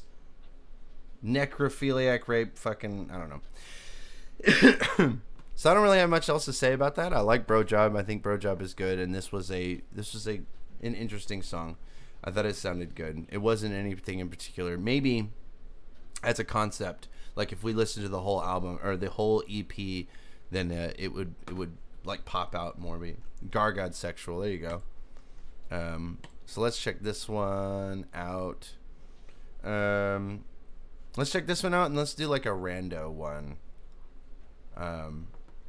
Well, then we'll do a couple random ones, and then we'll be good. What did I do? Oh, it's a Bandcamp link. I see. Is it? Apparently, Bandcamp. Fujimi, Bandcamp. The next three are all the same. Yeah. Okay. Are all the same Hopefully Bandcamp. it's not copyrighted, because like with Bandcamp links, you never know. Unless they have their music uploaded like to YouTube and like streaming services through Topic, but it's sometimes it's not the case. Sometimes they only have it on Bandcamp and not like on YouTube or anywhere else, so it's hard to tell. Actually, So- instead of that, let's go to negative Øhio. Let's do no. Let's do negative Øhio and regurgitation of Good shit. luck. Good luck. It's very short song. Oh, it's really short. Oh my god. Oh my god. Stop. Okay, I can't do anything right. I kept clicking shit. We're gonna listen to Double Twilight. Let's listen to negative Øhio and then Double Twilight, and then what was another one? There was a Crashy Tunes in here somewhere. That was my songs. Oh, there's you. Yeah, you're in there. Forever Free Brony's in there. There's a lot. Yeah. What was the Crashy Tunes one? Madoka. Oh wait, Madoka has a song. What the fuck? Yeah. We'll get that one next. I thought there was a Crashy Tunes one. Nope. Is this? Okay. There was a track submitted by Crashy Tunes. I think. Oh, I got you. Okay. Yeah, that makes sense. That's an older one, so it's not in 2022 section. All right. So let us run to Lorna Shore. Are you sure? I think Lorna Shore is not copyrighted. Well, last time I checked, it wasn't. So I don't know. It's probably it probably is now. Because it was like it was a live song. It's a live performance, so it might not be copyrighted because of that. Okay, I got you. So We'll fuck that one off. We'll do it later. Let's do negative Øhio and then regurgitation of shit, and then I think we're good. I think we are good for this stream. About 2.5 hours worth.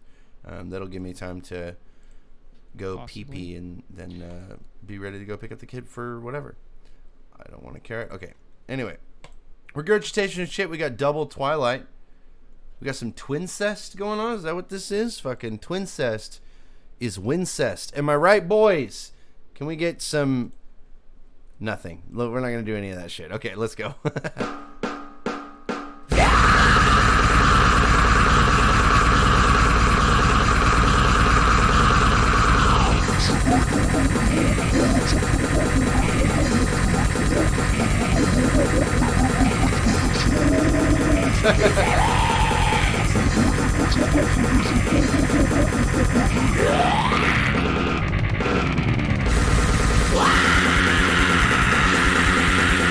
No, twincest is wincest.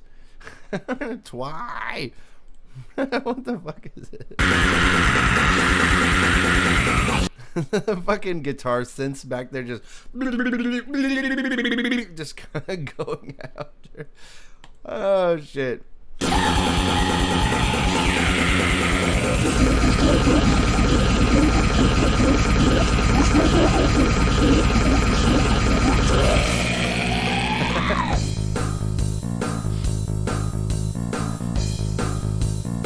Okay, we have our bass guitar expert in the audience today. This is, or co-hosting today. This is Soul Strings.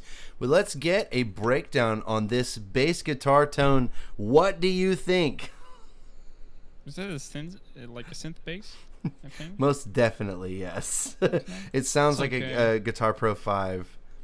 It's okay, I think. So yeah. I do, yeah. Nice highs. Gargot is super viable behind the mic for sure. MIDI to MP3 bass. I got you.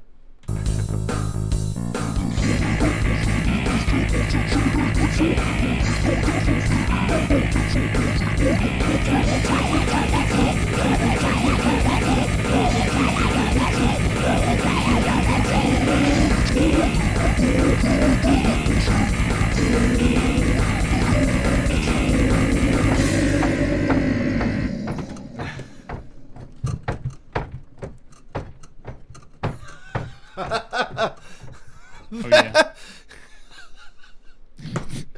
That was Squeaky good. Squeaky bed noises. Squeaky bed noises. Sounds one you of my can first songs. see. You know, there are like images you can hear. There are sounds you can see. Yeah. This is one of my first songs and my first Klopgore song. I decided to remake this one using MIDI instruments because why not? XD. Link, and then lyrics. Nice. Yeah. Well, there you go. And that's It funny was. shit. It was.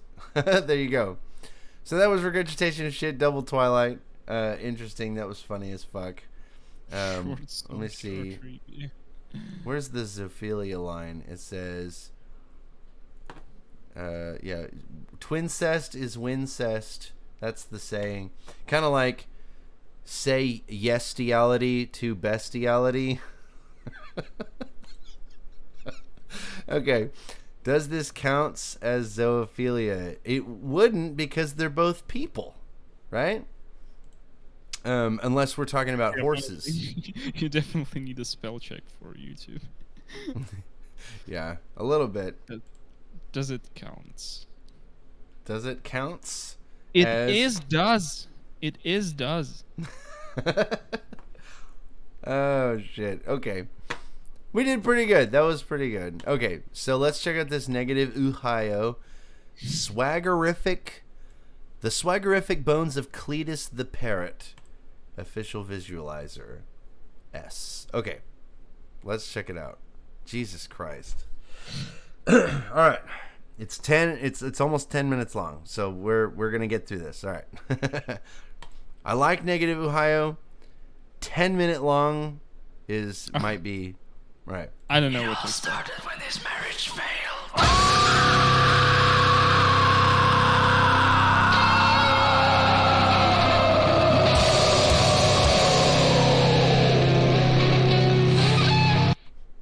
Lois and Superman, bestiality or xenophilia? I think that would be a xeno thing, right? Because he was an alien. Wasn't Superman a space alien? I don't know. I can't remember. Oh no. Magic Pink Horse has a weapon. He's got a weapon. Okay. I can't type all of a sudden. Okay.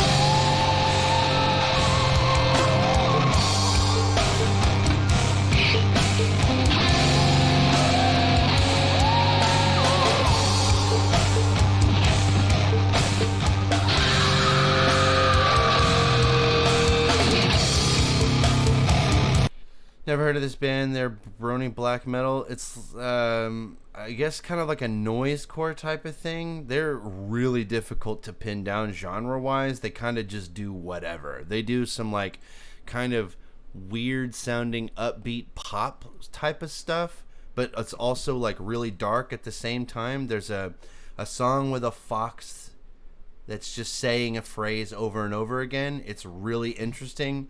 That's a particularly interesting song, but it seems like really upbeat but also dark at the same time. I don't know, it's really difficult. Not brony, more like furry. Yeah, it's I guess I don't even know if you would consider it furry. I think they just kind of use that as the aesthetic, but I don't know if they're like really part of like the fandom, so to speak. Anyway, it's interesting. It used to be at Uh-huh. a certain point. At least Nightmare Liar. Nightmare Liar. At least used to be in some certain connection to the Brony fandom. But who cares now?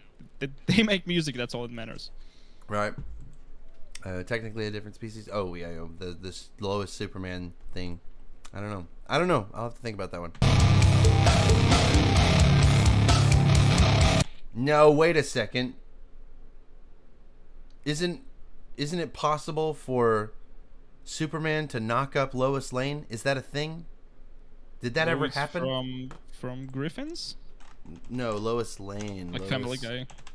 Yeah, Lois Lane, Superman, Permanent.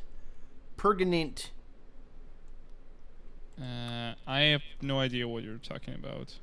Fucking Marvel Comics, I think, or DC Comics or some shit like that. I said clearly enough. I have no idea what you're talking about. Yeah, so Batman Across the Line.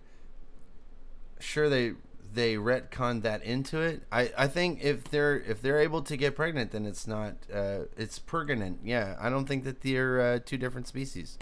That's a thing that can happen or whatever. So yeah, Xeno whatever, because he's an alien. Anyway.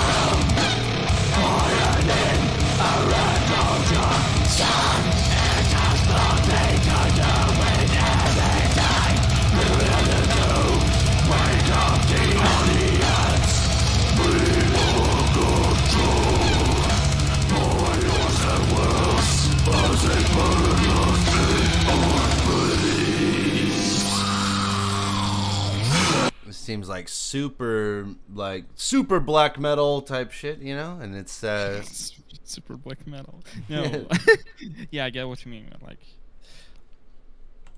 super black metal. It's most certainly story driven. So I will check out the lyrics on Bandcamp if they added any lyrics to that. Is it not in the description? Oh, I see. It is not. It should be a link. It should be in the description. Yeah, it is. The link to Bandcamp.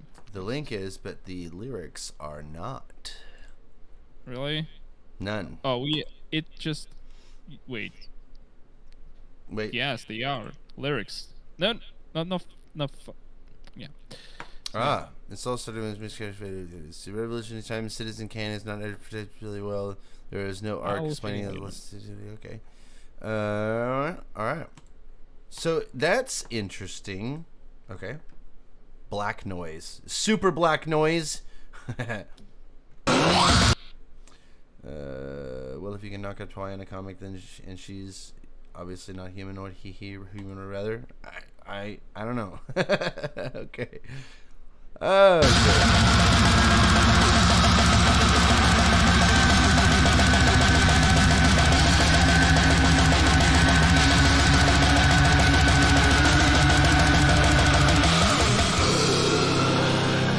I think it's interesting that we go through the what's it called? You like the different changes in tempo, where it seems that we just kind of gradually speed up and gradually slow down. There isn't like a really like a count in or anything. It's interesting. It's weird. Their stuff is so fucking weird, but it's like interesting. It's not weird like God, I'm just sitting through this. It's an interesting type of weird. Super weird. Okay.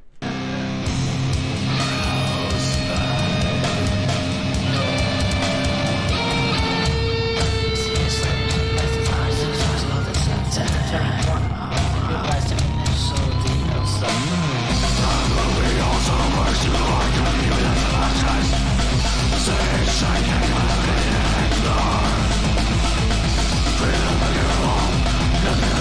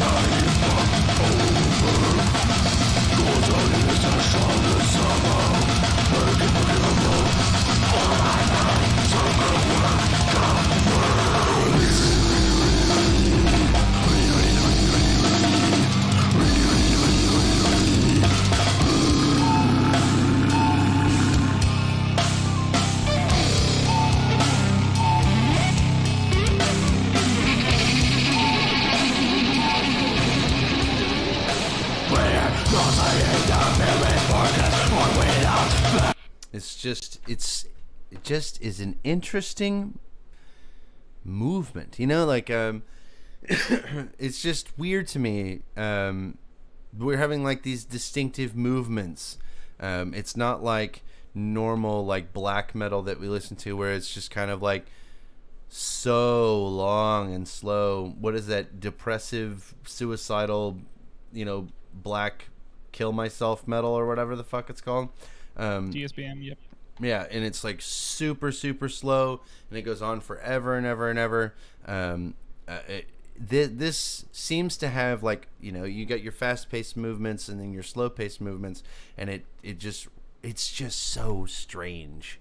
It's just so strange, but in an attractive way. I cannot explain it, because it sounds awful, but you don't want it to stop. You want to just keep it going to see what else that they do with it. Yeah, it's really interesting.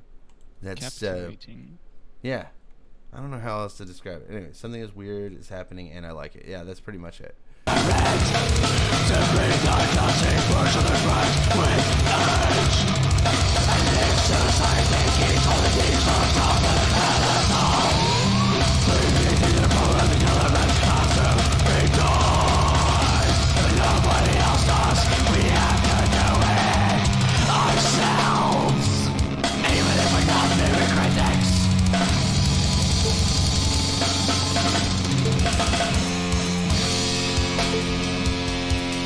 I also love the sound of these samples. These samples are fucking.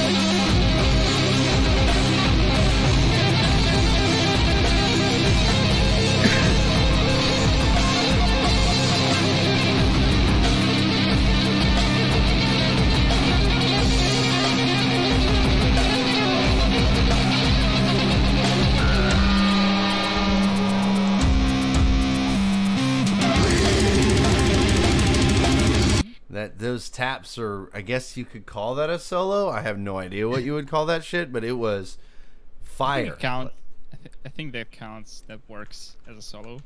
It went hard as fuck though. I don't know. I get solo. I guess it went hard as fuck. That real punchy, pounding, driving like riff that was carrying the low end, and then the shit. It was fucking, man. That was good. I call it music. Yeah. I'm getting cytotoxin vibes from that, from certain parts of it at least. Okay. I know like cytotoxin was like mostly synthesized, but it still sounded like incredible. Yeah. Like incredibly spacey and like dreamy stuff. I like that a lot.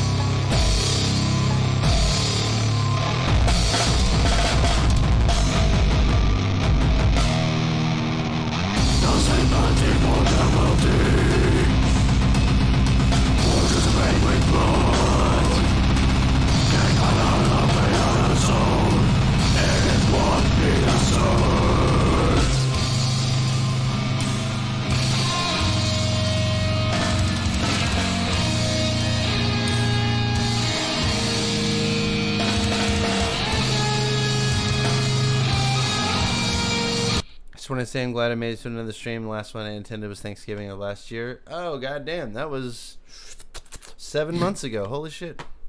Well, you still keep watching the VODs, so Yeah.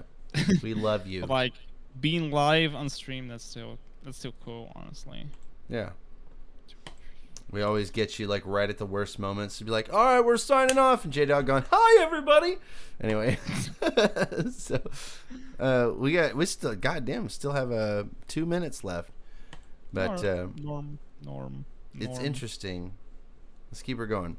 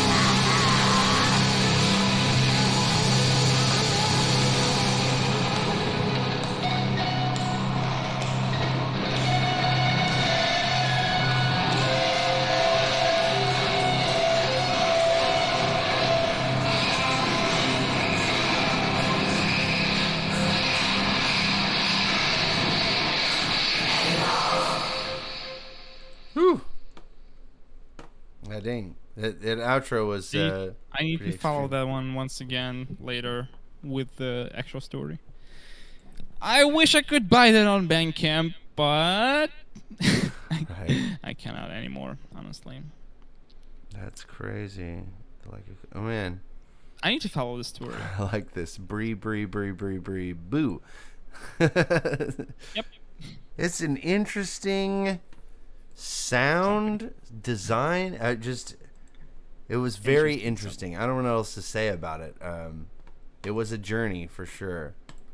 What was negative Øhio? Let's throw down one more, and then we'll be good. Random number generator. 127. Let's see what we got. Blip, 97. Let's see. 97 is Gargod. Marraneitors. Marraneitors. I show this band to people all the time. Should be good. It's good. because like the last time we listened to that song is so good. Just this band is wonderful, right? This was the band that looks like a bunch of cowboys, but then they play like yes, they play like grind. Their logo looks like this. Yeah, Marraneitors grind. Puerco indomable. Okay, so Marraneitors. I've never heard that word before. Titiriliti. Okay. So let's check this out. Huh? A 3-minute long grind song? Øhio. Okay. Marraneitors, let's go.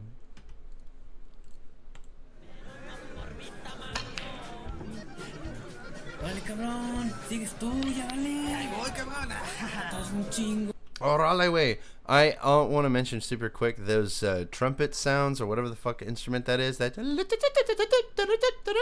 then with the bass it's like That's accordion. I think that's accordion. whatever it is. It's awful and I hate it. Every time you go into a Mexican restaurant, they always play that style of music specifically and only, and I hate it. It's garbage. It's so bad. Like, at least, even if you just play pop music, like This Is the Night of Sex, I can't remember the name of the song, like La Noche de Sexo or whatever the fuck the name of the song is. Even if they were playing pop music that was in Spanish, that would be fine. Or if they played rock music that was in Spanish, but that specific style of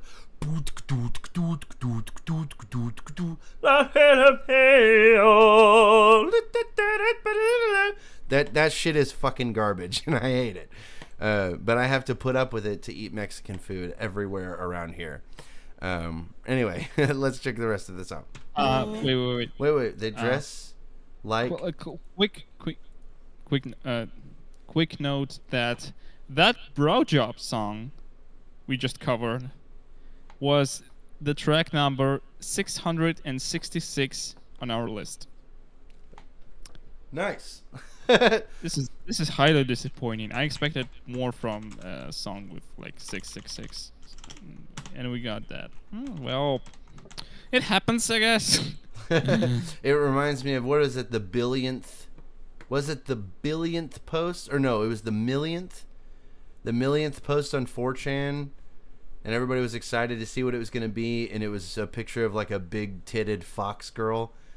They were really pissed off. They were like, fur fags have fucking ruined our millionth post. If I remember correctly. Furs are everywhere. So It was awesome. why would you ever complain about that? Just deal with that. Right. That was fucking good. But anyway, I don't know what agropicarios is. That's a new word for me. I've never heard that word before. Agropecuario. So it comes from the word agriculture. So it's cowboys or like farmers.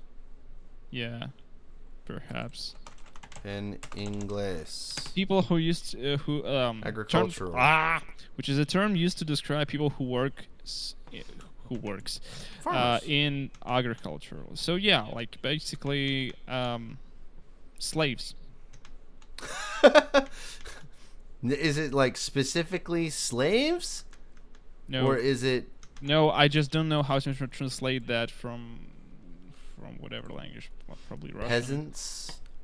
Let me see. Yes, peasants. Peasants. Okay. Yeah. But like slavery was only like officially cancelled here in 1861.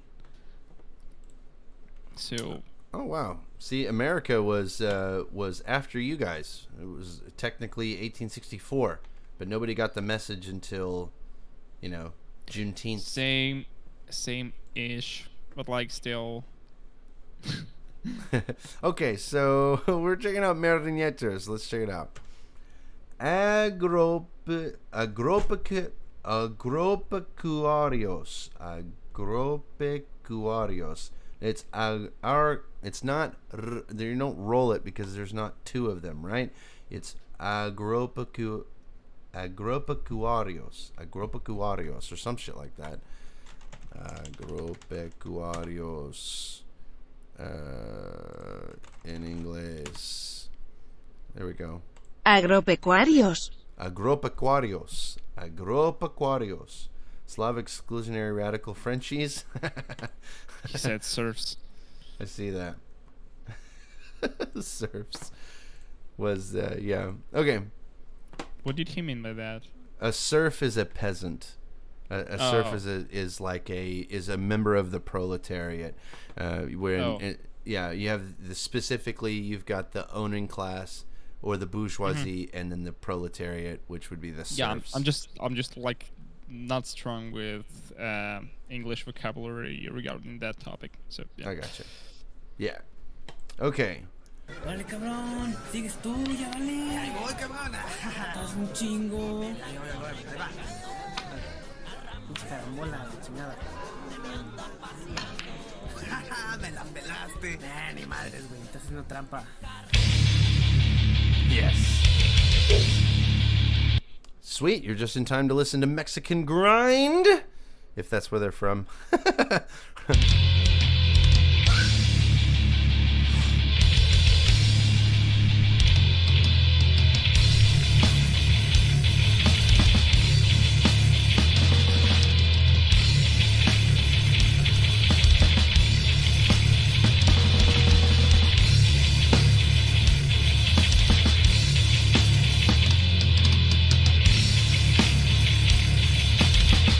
Oh, I got you.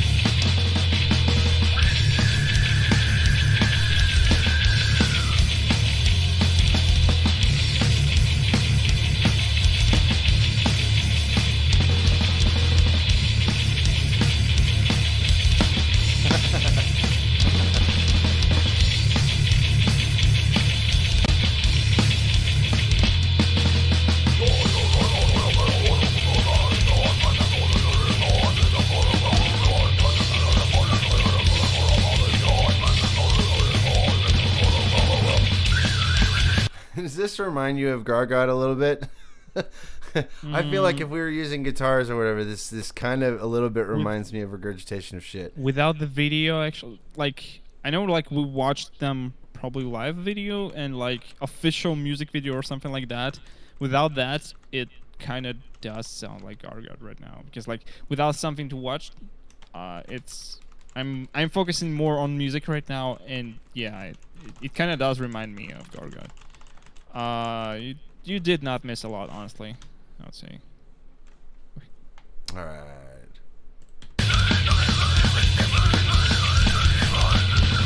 I think, well, Gargot is a better vocalist. I think his shit is a little bit more full than this, but this is like early because their one with the music video definitely sounded a lot better than this. But it's still got a lot of that charm to it, that real grindy charm. It's just, it just makes me feel all warm and fuzzy inside.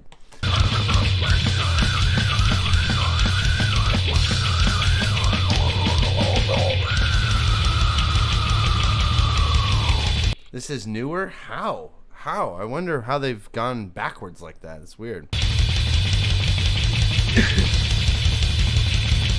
Or maybe I just have like a weird, like... Wait, what? Do what? Like, can you like play like 5 seconds earlier, because like it was either a stream glitch or something in the audio, because like, wait, Okay. what just happened?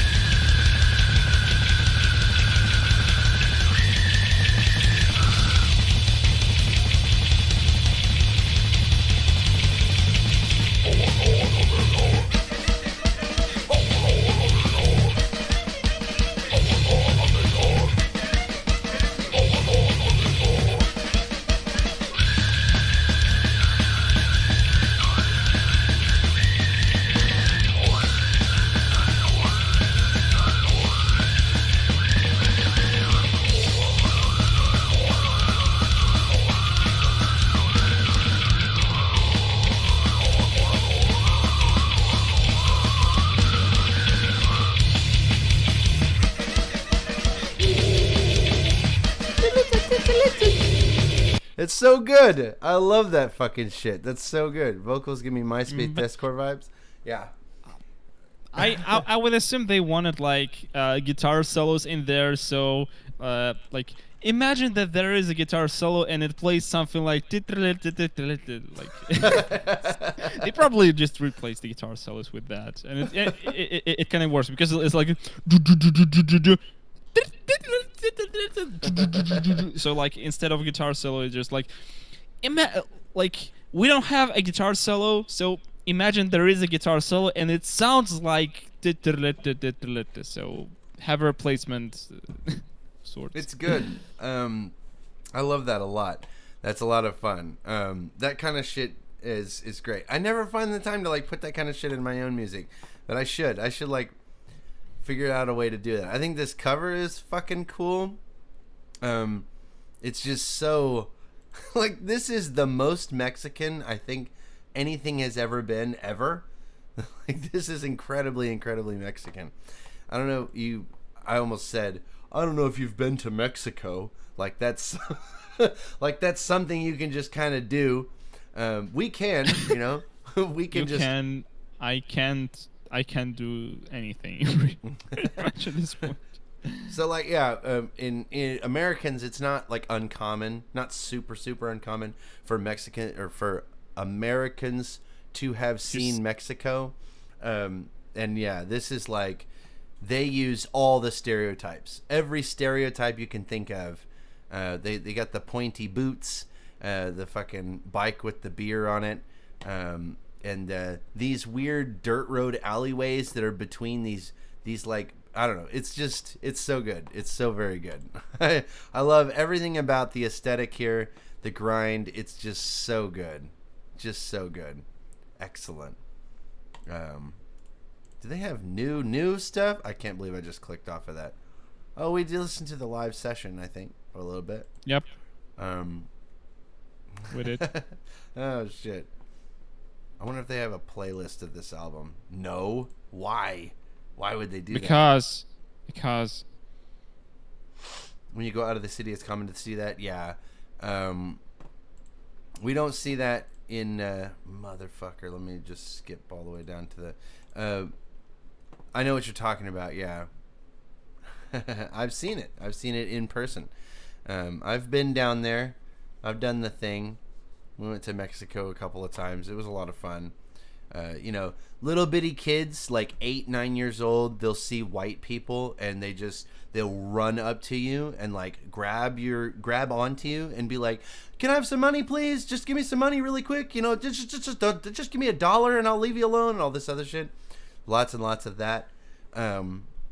People selling shit on the street all the time, like dudes with what's it called, spray paint and stencils selling art on the street, whatever. That was fucking cool. That was mostly like Cozumel, but it was a lot of fun. Anyway, Mexico's a lot of fun. There's a great meme about Mexico where it was like what people think Mexico is like, and there's a guy with a gun in the back of another dude's head, and it says what Mexico is actually like, and it's like a beautiful park and a beautiful beach and some delicious looking food and then a gun in the back of another dude's head. It is like that. Anyway, let's keep it going.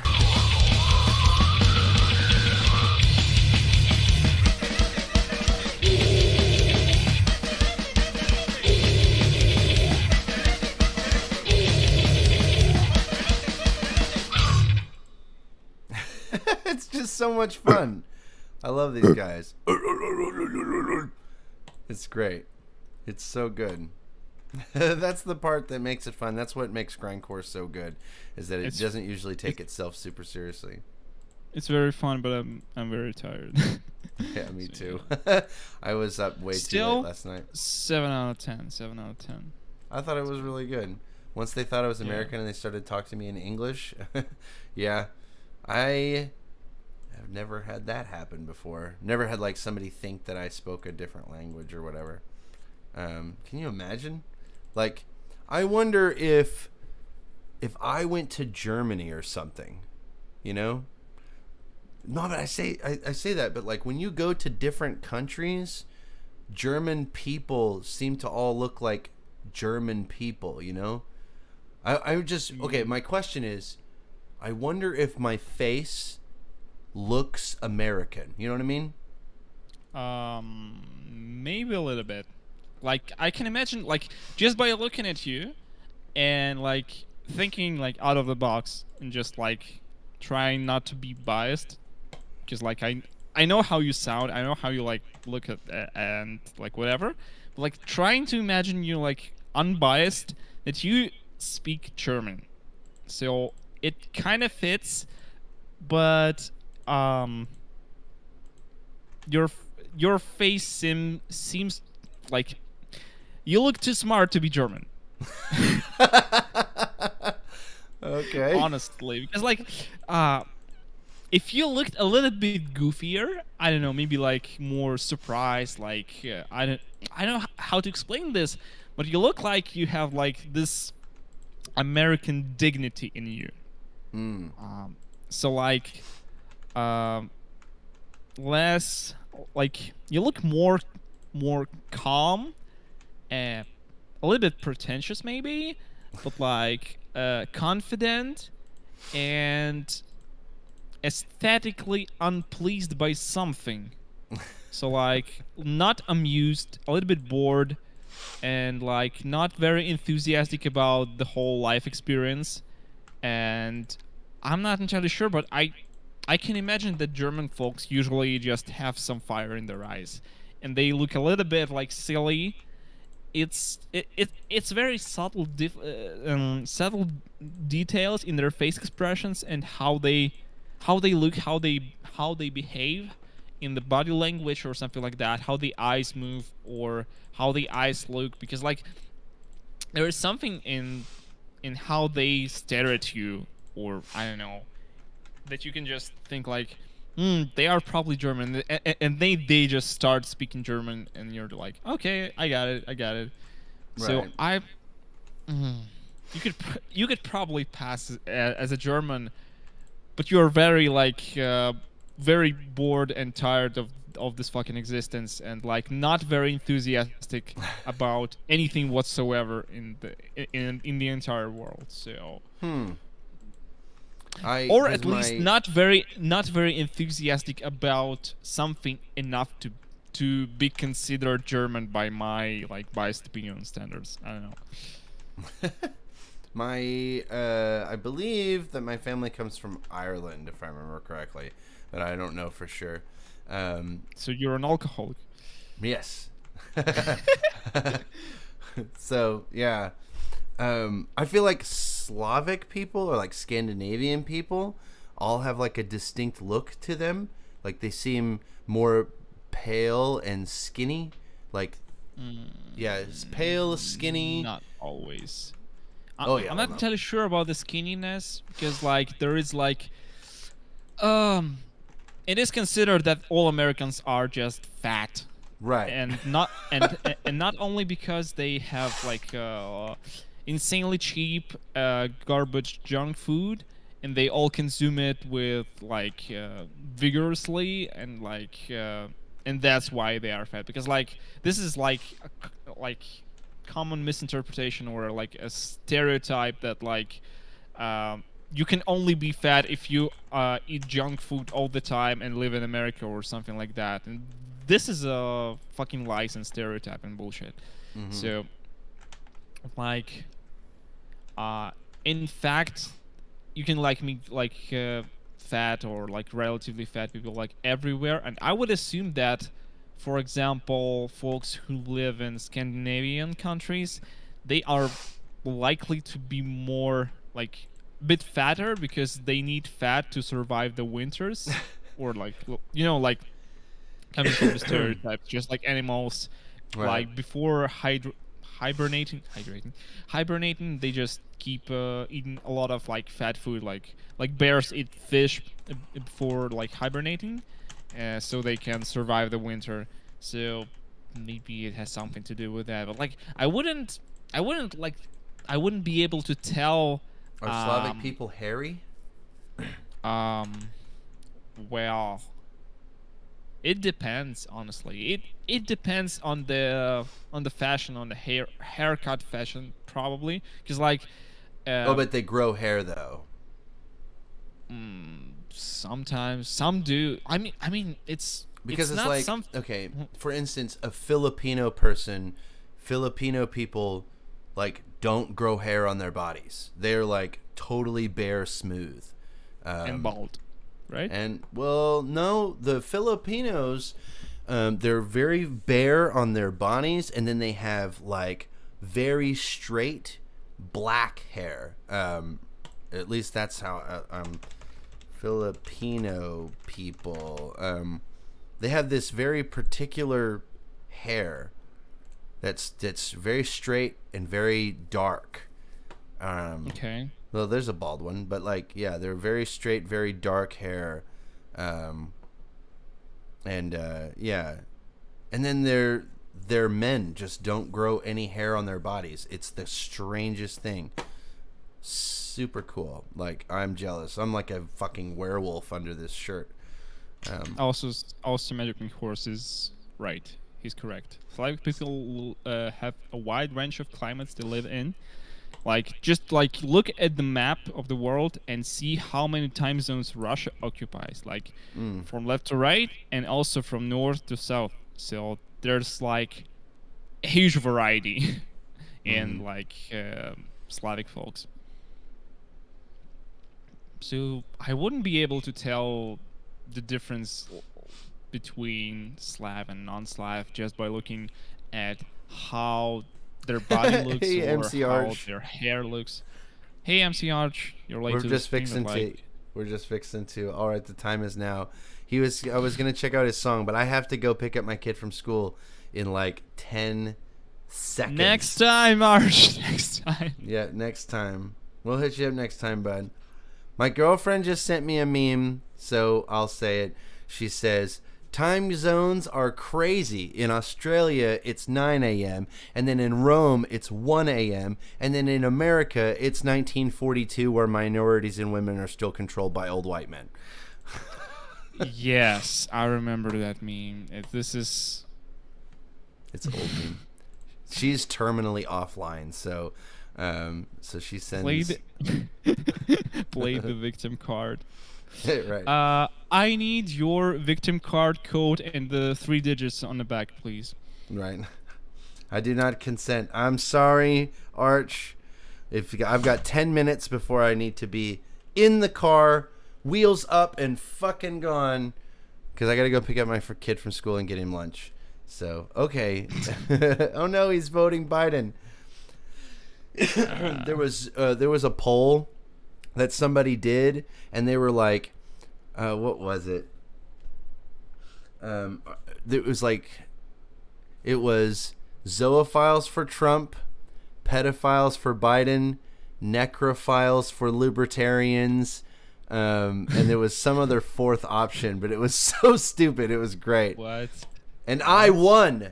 I won, by the way. Zoophiles for Trump was the best one. Anyway, I really do have to go. So we appreciate you guys joining us. This was a fun stream, and we will see you guys again next week for another slaughtering stream. And here is a promise to Arch. I will cover your song first, okay? I will cover your song first. We were supposed to do it last stream, or this stream, but then I just blanked on it, to be honest. I forgore. I forgore. So we will cover it next week, first thing. I love you, Arch. I love all the rest of you. Bye.